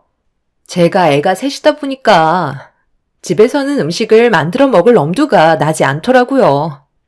그리고 새언니도 지금은 아이를 못 가지고 있지만 차후에 아이가 생기는 걸 대비해서 제가 온 김에 미리 경험해 보는 것도 나쁘지 않을 것 같은데요? 너 지금 뭐 하는 거야? 연락도 없이 무작정 들어오면 어쩌자는 건데? 우리는 저녁 나가서 먹을 거니까 쓸데없이 일 크게 만들지 말고 조카들 데리고 집 가서 먹어. 어머, 오빠, 지금 애 셋을 데리고 힘들게 온 나를 내치려는 거야? 이 사람도 지금 힘들어하고 있는 거 안 보여? 좀 쉬고 싶어서 들린 건데 꼭 이렇게까지 해야 돼? 생각이라는 걸 하고 움직여야지. 매제가 이런 식으로 나오면 상당히 곤란하다는 거 몰라? 옆에서 잘 달러서 집으로 들어갈 생각을 해야지. 무턱대고 찾아오면 실례라는 걸 알 텐데 지금 상당히 불편한 상황을 만든 거 알지? 그리고 지금 너희 새언니가 몸이 안 좋으니까 다음에 미리 연락하고 와. 오빠 정말 너무하네. 결혼하더니 아주 성격이 싹 바뀌었어. 나도 집에 일찍 들어가 쉬고 싶었던 거. 그래도 새언니 얼굴 한번 보려고 애들 데리고 힘들게 왔는데 꼭 이렇게 매몰차게 행동해야 되겠어? 나 지금 오빠한테 너무 서운해. 아, 몰라. 여기까지 오는데 힘을 다 빼서 기력도 없으니까 새언니가 차려주는 저녁은 먹고 갈 거야. 갑자기 찾아온 신우 때문에 저희 부부는 상당히 난처 있었죠. 남편이 돌아가라고 화를 내는데도 끝까지 버티면서 제가 차려주는 저녁상을 받아 먹겠다고 난리를 치는데 새 아이들까지 칭얼거리며 보채기 시작하자 남편도 난감한 표정으로 저를 바라보고 있었습니다. 상황을 더 악화시키고 싶지 않아 어쩔 수 없이 신우 내외를 받아들였고 창거리는 별로 없었지만 그래도 집에 있는 것들로 신경 써서 준비를 하게 되었어요. 신우는 자기가 생각했던 것보다 음식의 가짓수가 부족하다고 느꼈는지 불만을 꺼내 놓았지만 남편이 옆에서 붉어진 얼굴로 한 소리 하게 되자 그제서야 입을 다문 채 아무 말 하지 않고 먹기 시작했어요. 남편은 저녁만 먹고 들어가길 원하고 있었는데 신우는 소화도 시킬 겸 잠깐 쉬고 가겠다며 저한테 신우의 아이들을 맡기길래 당황스러운 표정으로 바라보자 신우는 아이 낳기 전에 체험해 보는 것도 나쁘지 않다며 소파에 앉아 TV를 시청하기 시작했어요. 결국 참다 못한 남편은 목소리를 높이며 집안이 떠나갈 정도로 화를 내고 말았습니다. 그제서야 꼬리를 내린 신우는 어쩔 수 없이 집으로 돌아갔지만 거기에서 끝나지 않고 뒤이어 시무한테 전화가 왔었죠. 너 요즘 우리 집에는 아예 올 생각이 없는 거니? 방금 민경이가 다녀간 거 같던데 저녁만 먹고 내쳤다며? 네가 속이 그렇게 좁아 터졌으니까 아직까지 애를 가지지 못하는 거야. 애 셋을 보는 게 얼마나 힘든데 그거 좀 쉴 수 있게 도와줄 수도 있는 거지. 저녁밥 먹는 것도 엄청 눈치 줬었다면서? 어머님, 그게 아니라요. 아가씨가 갑자기 찾아와서 아예 준비가 되어 있지 않았어요. 창거리도 몇 개 없어서 저도 곤란한 상황이었는걸요. 눈치를 준 건 아니에요. 아이, 핸드폰 줘봐봐. 내가 좀 얘기할게. 엄마, 지금 이 사람한테 뭐라고 그러셨어요? 속이 좁아 터져서 아이를 가지지 못했다고요? 가뜩이나 지금 임신이 안 돼서 힘들어하고 있는 사람한테 그게 할 말이에요? 엄마가 그런 식으로 얘기를 하시니까 제가 가고 싶은 마음이 없는 거예요. 전화를 하셨으면 이 사람 편에 서서 얘기해 주시면 어디 덧나요? 민경이는 집에 있는 거 전부 다 거덜내고 갔으면서 엄마한테는 눈칫밥 먹었다고 그랬어요? 저는 민경이한테 전화하기 싫으니까 엄마가 제 말 전해주세요. 한 번만 더 우리 집에 말없이 찾아오면 그땐 가만두지 않겠다고. 저희 집에는 당분간 얼씬도 하지 말라고 확실하게 말해주세요. 너 엄마한테 말버릇이 그게 뭐야? 나는 뭐 며느리한테 전화하고 싶어서 한 줄 아니? 걔가 너랑 결혼하고 집안에 이득된 게 뭐가 있었어?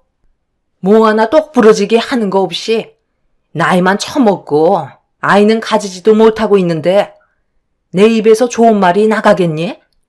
며느리로서 제대로 못하면 노력이라도 하는 모습을 보여야지. 무조건 이런 식으로 행동한다고 해서 안 생기던 아이가 갑자기 생기기라도 한다는 거야? 벌써 나이가 40이 넘어갔는데 더 이상 희망이 있을 것 같아? 내가 봤을 때 걔는 평생 아이 못 가질 거다. 조만간 폐경 올 텐데 내가 뭘 바라겠니? 그 나이 먹고 아이 가져봤자 태어난 아이도 정상적이지는 않겠다. 내가 그래서 애초부터 결혼하기 전에 무조건 젊은 여자랑 결혼해야 된다고 했던 이유가 바로 여기에서 나타나는 거야. 늙으면 늙을수록 아이는 가지기가 힘들어진다고. 쓸데없이 객기 부리지 말고 이번 주에는 무조건 며느리 데리고 엄마 집에 들러라. 이런 식으로 집안 분위기 망치는 며느리 두고 볼 수만은 없다. 가봤자 욕밖에 더 먹어요? 엄마가 그런 생각을 가지고 계실수록 저희는 더욱더 갈 생각이 없어요. 이 사람한테 잘하겠다고 하셔야 저도 마음 놓고 왕래를 하죠.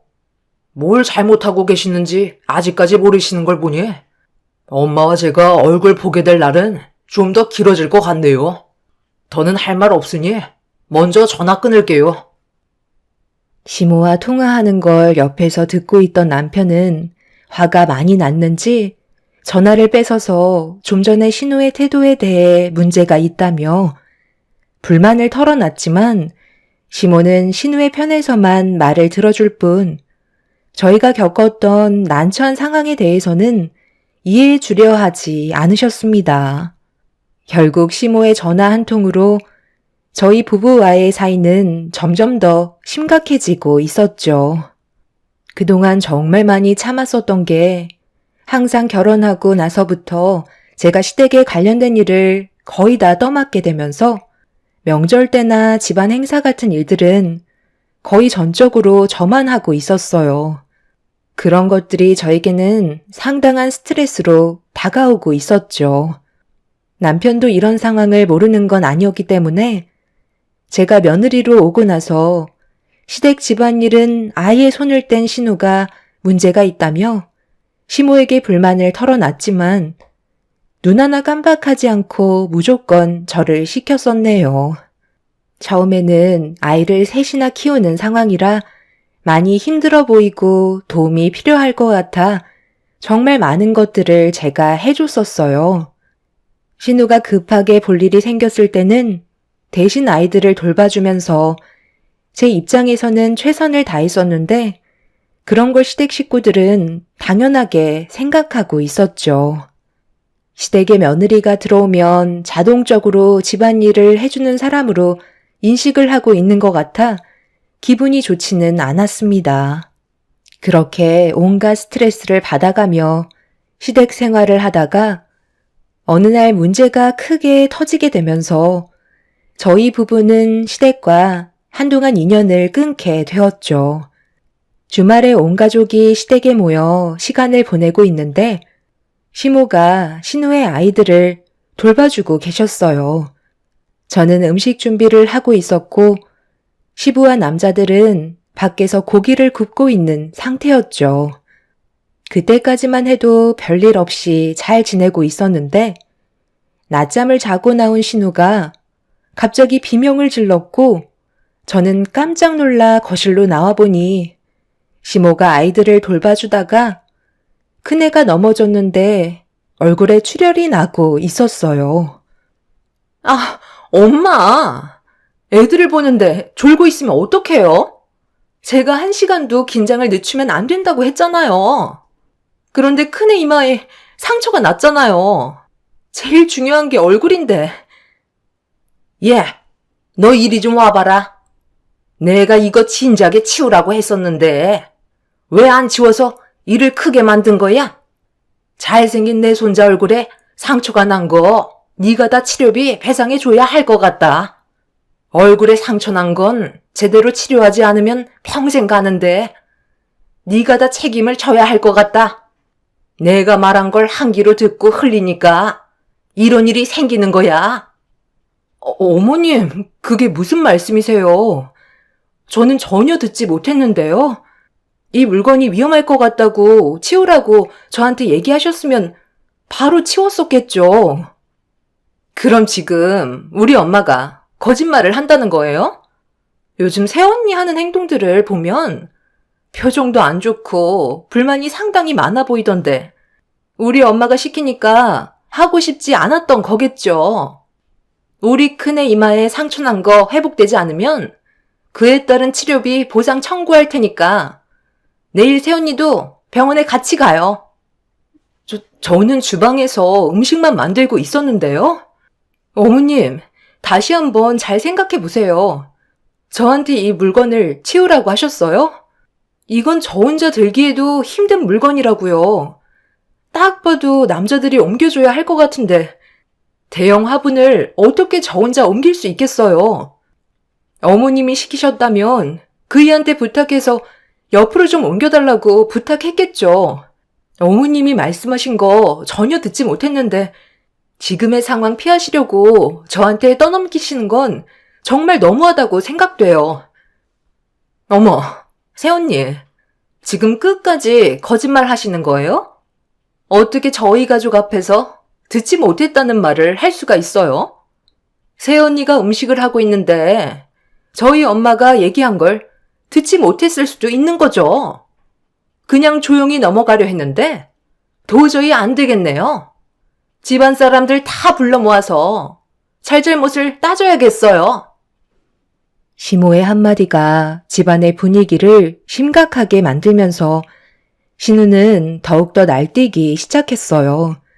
제가 왜 오해를 받아야 하는지 몰라 억울하다며 시모와 신우에게 좋게 설명하려 했지만 시모는 지금의 위기를 벗어나기 위해 저를 방패 삼아 계속해서 거짓말을 늘어놓고 있었습니다. 밖에서 고기를 굽고 있던 남자들은 신우가 난리를 치는 목소리에 급하게 집으로 들어오게 되면서 결국 집안 싸움으로까지 번지게 되고 말았던 거죠. 제 편이라곤 남편밖에 없었지만 정말 많은 힘이 되어주고 있었어요. 결국 그날 서로에게 많은 상처를 주게 되면서 인연까지 끊자는 말이 나오게 되었고 저희 부부는 그날 이후 시댁에 발도 들이지 않았던 거였어요. 그렇게 한동안 시간이 지나고 나서야 신우가 갑자기 저희 집에 불쑥 찾아오게 되면서 또다시 시댁과의 만남이 이루어지게 되자 남편은 상당히 예민한 반응을 나타냈던 거였죠. 그 난리를 쳐놓고서도 신우는 얼굴에 철판을 깔고 시간 좀 지났다고 저희 집에 찾아와 저녁까지 먹고 가는 걸 보면 정말 대단하다고 생각했었어요. 그렇게 신우가 한번 왔다 간 이후로 시모는 저에게 지속적인 통화를 시도했고 남편의 말대로 시모의 전화를 받지 않고 있었는데 이번에는 시모가 저희 집에 찾아오셨죠. 다행히 남편이 막 퇴근했을 때 오셨던 거라 저 혼자 대응하는 것보다는 훨씬 더 수월했었어요. 너희들 정말 나랑 인연 끊을 작정인 거니? 이젠 아예 전화도 받지 않아? 그때 당시에 서로 오해가 있었지만 어느 정도 시간이 지났으니 이제 그만 털어버리고 좋게 해결했으면 하는데 너희들이 계속해서 이런 식으로 행동한다고 좋아지는 게 뭐가 있겠어? 가족들끼리 등 돌리고 사는 게 얼마나 안 좋은지 모르는 거 아닐 텐데 이제 그만하고 조만간 서로 모여서 분위기 좋은 곳에 가서 식사라도 같이 하자. 평생 얼굴 안 보고 살 수는 없는 거잖아. 안 그래? 그럼 그때 일에 대해 이 사람한테 사과 먼저 하세요. 엄마가 애들을 돌봐주다가 사고가 난 건데 그걸 주방에서 음식 만들고 있는 이 사람한테 모든 책임을 전가하는 건 너무 억지였잖아요. 어차피 지난 일이니까 솔직하게 얘기해 보세요. 그때 민경이가 하도 난리를 치니까 엄마 자신도 모르게 갑자기 툭 튀어나왔던 말이 걷잡을 수 없을 정도로 커지게 된 거죠.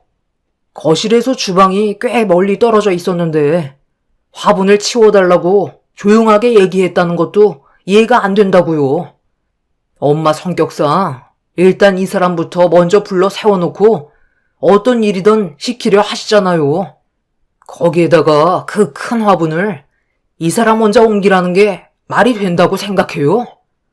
저희끼리 있으니까 잘못을 인정하시고 이 사람이 받은 상처 씻어주셨으면 좋겠어요. 뭐든 확실하게 해결하고 넘어가야지. 시간 좀 지났다고 해서 흐지부지 넘어가면 이 사람이 받은 상처는 그대로 남아있게 되는 거잖아요. 엄마가 원하는 좋은 관계 유지할 수 있는 최선의 방법 같아요. 그때의 상황에 대해 남편이 확실하게 짚고 넘어가려 하자 시모는 그제서야 저에게 미안하다는 말을 하셨어요. 그때 당시 시모도 너무 당황스러워서 아무 말이나 뱉었었는데 그게 하필 저를 향한 말이라 문제가 더 심각해져서 곤란했었다며 그때의 상황은 전부 다 시모 잘못이었다는 걸 솔직하게 털어놓으셨고 저는 시모의 사과를 그렇게 받아낼 수 있었죠. 그제서야 남편도 어느 정도는 기분이 풀렸는지 더 이상은 아무 말도 하지 않았고 저희는 그날 이후 시댁을 다시 왕래하게 되었어요.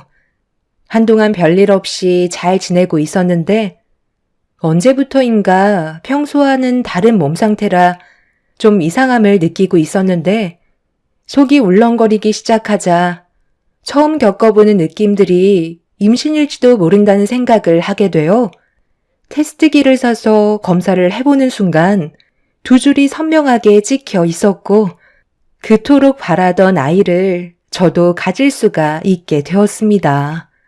간절하게 원했던 만큼 기쁨의 눈물은 쉬지 않고 쏟아지고 있었죠.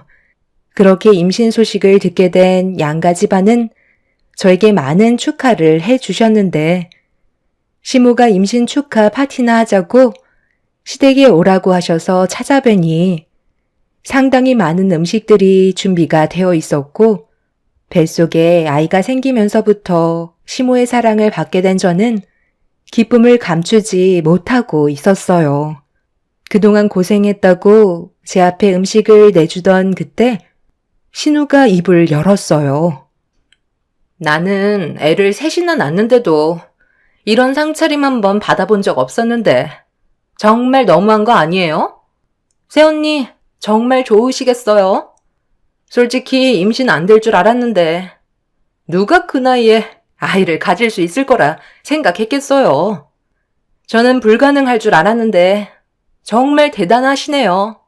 제가 쓰던 물건들 그대로 있는데 물려받으시면 되겠네.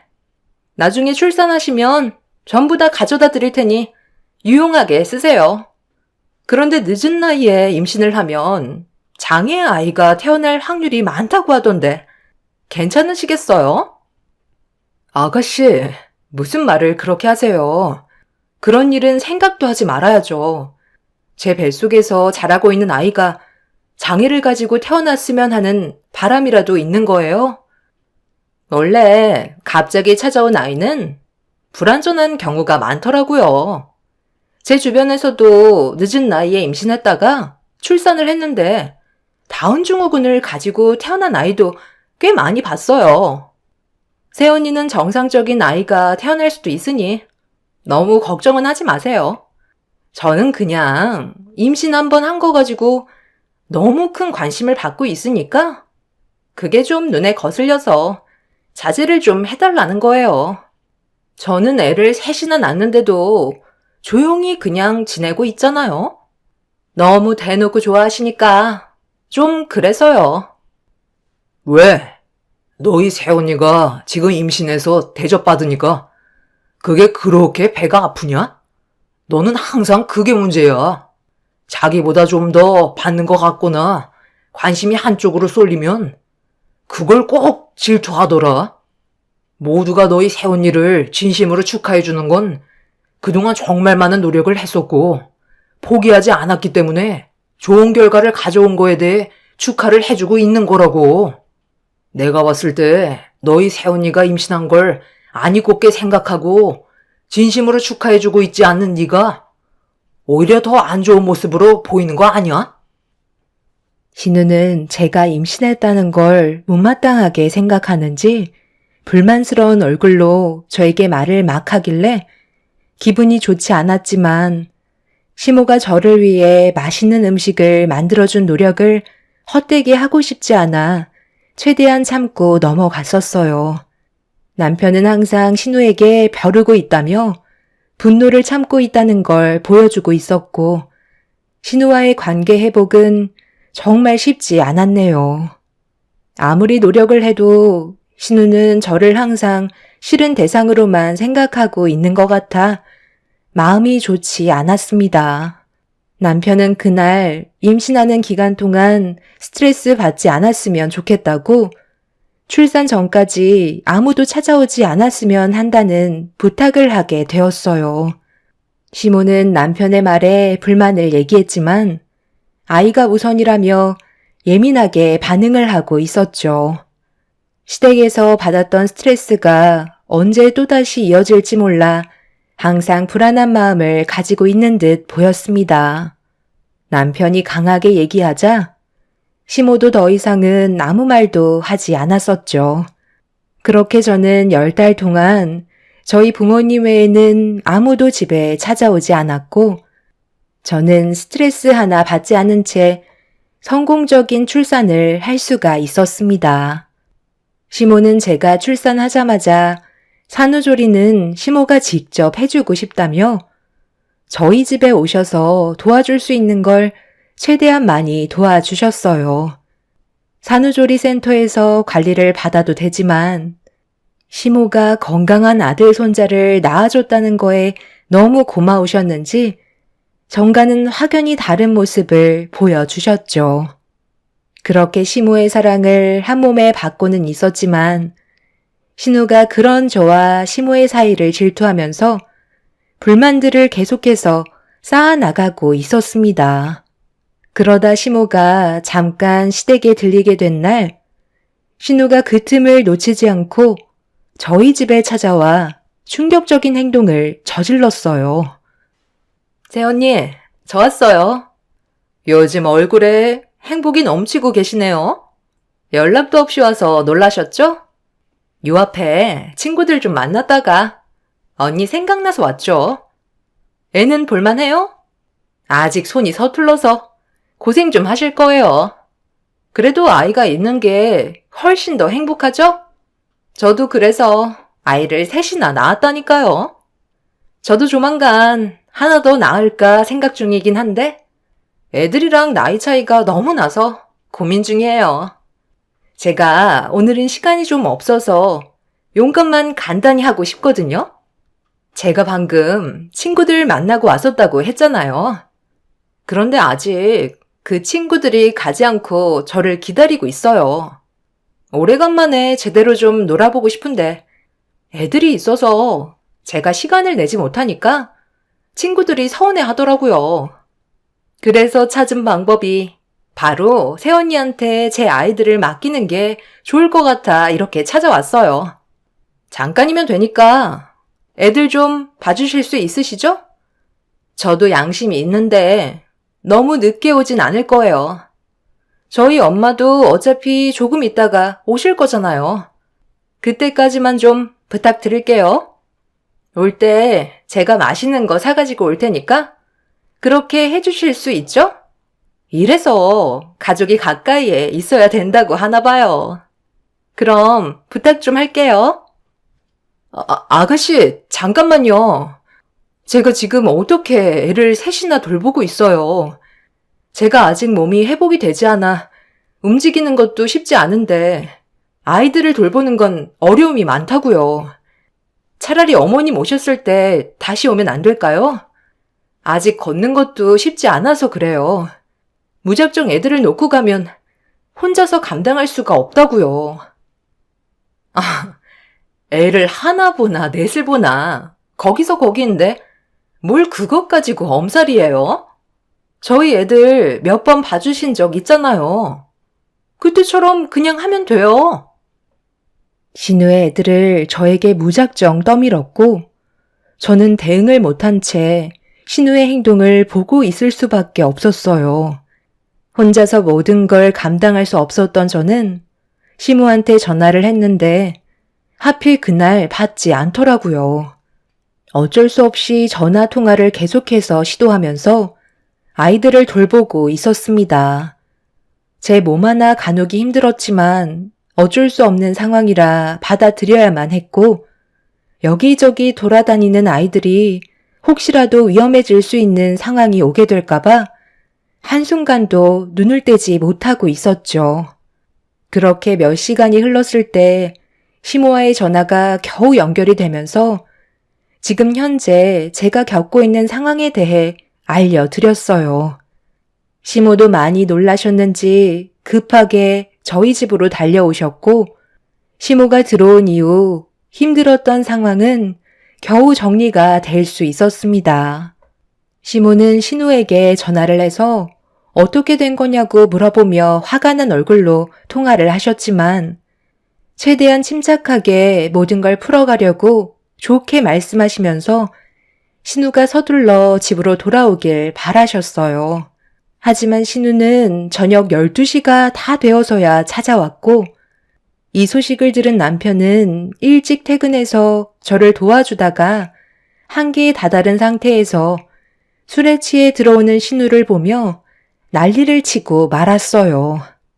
신우 남편은 전화조차 받지 않아 부부의 관계에 문제가 있다는 걸 어느 정도 짐작할 수 있었지만 신우는 술이 머리끝까지 취해서는 아이들을 데리고 집으로 갈 수가 없다며 다음날 아침 일찍 가겠다고 그대로 거실에서 뻗어 자고 있었습니다. 남편이 난리를 치려 했지만 아이들이 깊은 잠에 빠져 있는 상태라 소란을 피우는 건 오히려 좋지 않은 상황만 만들게 돼서 저희는 결국 아무것도 하지 못한 채 신우의 행동을 지켜볼 수밖에 없었죠. 그렇게 다음날 아침 일찍 남편은 다시 신우 남편에게 전화를 걸었고 그제서야 남편의 전화를 받은 뒤 저희 집으로 급히 왔는데 안색이 상당히 어두워진 모습을 하고 있었어요. 남편이 둘 사이에 무슨 일이 있었냐고 물어보자 최근 들어 신우가 외박을 많이 해서 한바탕 크게 싸운 적이 있었다며 부부 사이에 문제가 생겼다는 걸 설명하고 있었습니다. 신우 남편의 그런 말을 옆에서 묵묵히 듣고 있던 시모가 저를 툭 치면서 갑자기 한마디 하셨습니다. 예, 안 되겠다.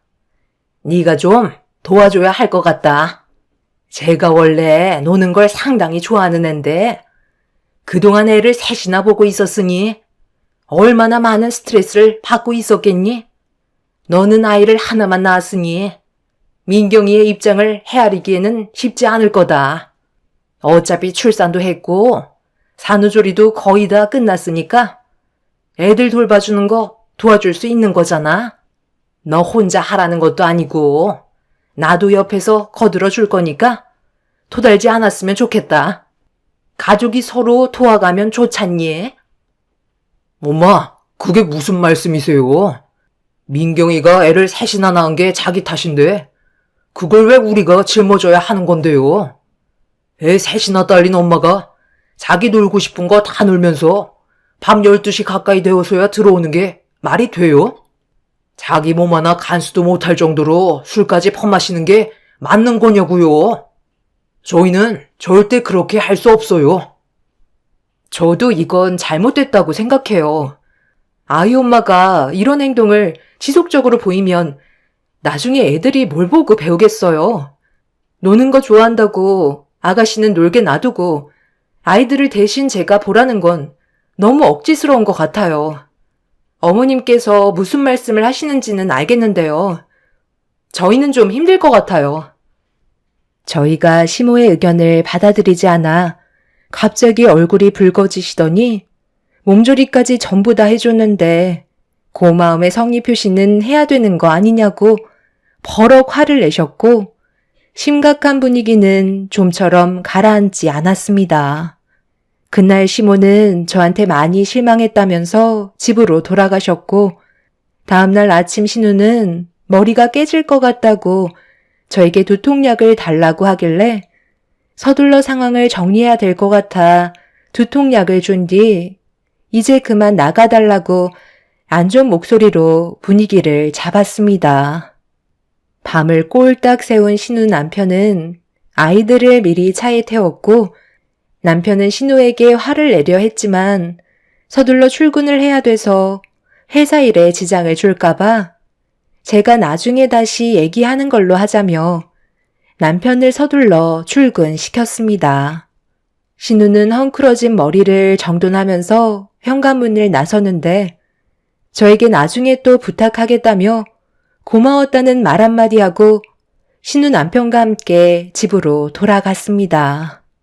한바탕 크게 난리가 날 뻔했지만 안 좋아질 뻔했던 위기를 한 번 더 넘어가게 되면서 한숨을 내쉬었는데 문제는 신우가 며칠 뒤 또다시 저희 집에 찾아와 아이들을 맡긴 채 친구들을 만나러 가겠다며 도망치듯 빠져나가려 하길래 신우를 급하게 잡았어요. 신우는 약속이 많이 늦었다고 제 팔을 뿌리치려 했고 저를 도와주러 오신 시모까지 뒤에서 그냥 놔두라며 소리를 지르자 어쩔 수 없이 신우를 보낼 수밖에 없었어요. 좋게 몇 번이나 설명을 했지만 신우의 막 나가는 행동을 막기에는 어려움이 많았죠. 그런데 1층으로 내려간 신우가 어디론가 걸어가다가 갑자기 나타난 차 한 대가 신우 옆에 멈춰 서더니 처음 보는 남자가 문을 열고 내리더니 반대편 차문을 열어주며 신우를 태워주더라고요. 서로 주고받는 시선은 연인 사이에서만 나올 수 있는 시선이었죠. 그 모습을 보게 된 저는 경악을 했고 제 두 눈으로 보게 된 일들을 어떻게 하면 좋을지 걱정이 밀려오게 되었어요. 비밀로 하기에는 나중에 더 큰 일이 생길 것 같아 차후에 어떤 상황이었는지 신우에게 물어보기 위해 일단 시간을 둔 채 기다려보기로 했었어요. 신우는 그날도 전날과 똑같은 행동을 보였고 남편은 결국 동네가 떠나갈 정도로 폭발을 하고 말았어요. 신우 남편은 죄송하다며 신우와 아이들을 데려갔지만 저는 신우가 다른 남자를 만나고 있었다는 걸 알고 있었기 때문에 지금의 상황이 얼마나 심각한 건지 느끼고 있었습니다. 그래서 며칠 뒤 또다시 욕을 얻어먹으면서까지 같은 행동을 반복하는 신우의 행동을 뒤쫓기로 결심하게 되었죠. 신우가 저희 집에 아이들을 맡기자 저는 시모에게 잠깐 마트에 다녀오겠다고 거짓말을 한 뒤에 신우의 뒤를 따라 붙었고 의문의 차가 신우를 데리고 가길래 저도 차를 타고 거리를 두며 신우의 뒤를 따라갔어요. 그리고 한강 다리 밑에 멈춘 차에서 신우와 어떤 처음 본 남자가 내리길래 그 모습을 전부 다 촬영하고 있었죠. 그런데 주고받는 대화가 꽤 심각하더라고요. 그 모습을 끝까지 지켜본 저는 신우의 한마디에 경악을 하고 말았습니다. 신우가 만나고 있던 의문의 남자가 신우의 큰애를 데리고 가겠다는 거였어요. 말도 안 되는 일들이 눈앞에 펼쳐졌고 더 큰 충격적인 사실은 신우의 막내 아이는 나중에 데리고 가겠다며 서로 막말을 주고받고 있었습니다. 신우는 지금의 사태를 어떻게 수습해야 될지 몰라 혼자서 고민을 해결하지 못해 그동안 술을 먹었던 거였어요. 신우는 절대 안 된다며 자기가 키우겠다고 했지만 그 남자는 집안에서 알게 된 이상 데리고 가야 할 것 같다고 안 좋은 말들을 계속해서 주고받고 있었죠. 결국 이 문제는 그냥 넘어갈 수 없었고 저는 집으로 돌아와 남편에게 이 모든 사실을 알리게 되었습니다. 신우는 아무것도 모르는 상태에서 남편이 시댁으로 부르길래 온 거였지만 모든 식구들은 이 사실을 이미 알고 난 뒤였기 때문에 표정이 좋지는 않았죠. 신우 남편은 신우를 보자마자 얼굴에 손을 올려 붙였고 제가 찍은 영상을 보여주자 신우는 사색이 된 얼굴로 그 자리에 주저앉았습니다. 그제서야 모든 사실을 털어놓은 신우는 알고 보니 예전에 고등학교 때 서로 사귀던 사이였는데 동창회 때 만나게 되면서 신우 남편과 결혼했을 당시 한순간의 실수가 임신을 하게 되었던 거고 그 사실을 지금까지 숨기고 있었던 거였죠. 한 번이 어렵다고 첫째와 셋째까지 그 남자의 아이를 가졌는데도 뻔뻔하게 신우 남편의 아이처럼 키우며 살아왔던 거였네요. 결국 신우네는 한바탕 난리가 났고 신우 남편은 둘째 아이만 데리고 본가로 돌아가 버리면서 둘은 끝내 이혼을 하고 말았습니다. 신우의 쓰레기 같은 행동이 만천하에 드러나는 순간이었죠. 결국 신우가 데리고 있던 아이들은 그 남자의 집안에서 데려가겠다고 소송을 걸은 상태입니다. 한순간에 자기 자식들을 잃게 된 위기에 놓인 신우가 참 미련한 것 같아요. 시부모님께서도 신우의 잘못된 처신에 대해서 용서는 못하시겠는지 얼굴을 안 보고 계시네요.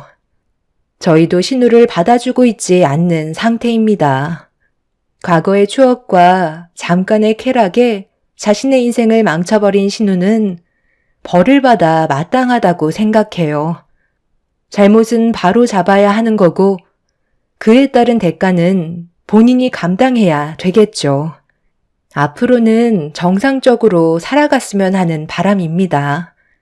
제 사연을 들어주신 분들께서도 동창회에 참석하시는 분들도 계실 텐데 과거에 좋았던 추억들 때문에 큰 실수가 나지 않게 항상 조심하시길 바랍니다. 가정을 깨는 건 잘못된 행동이니까요. 제 사연 들어주신 분들 감사합니다.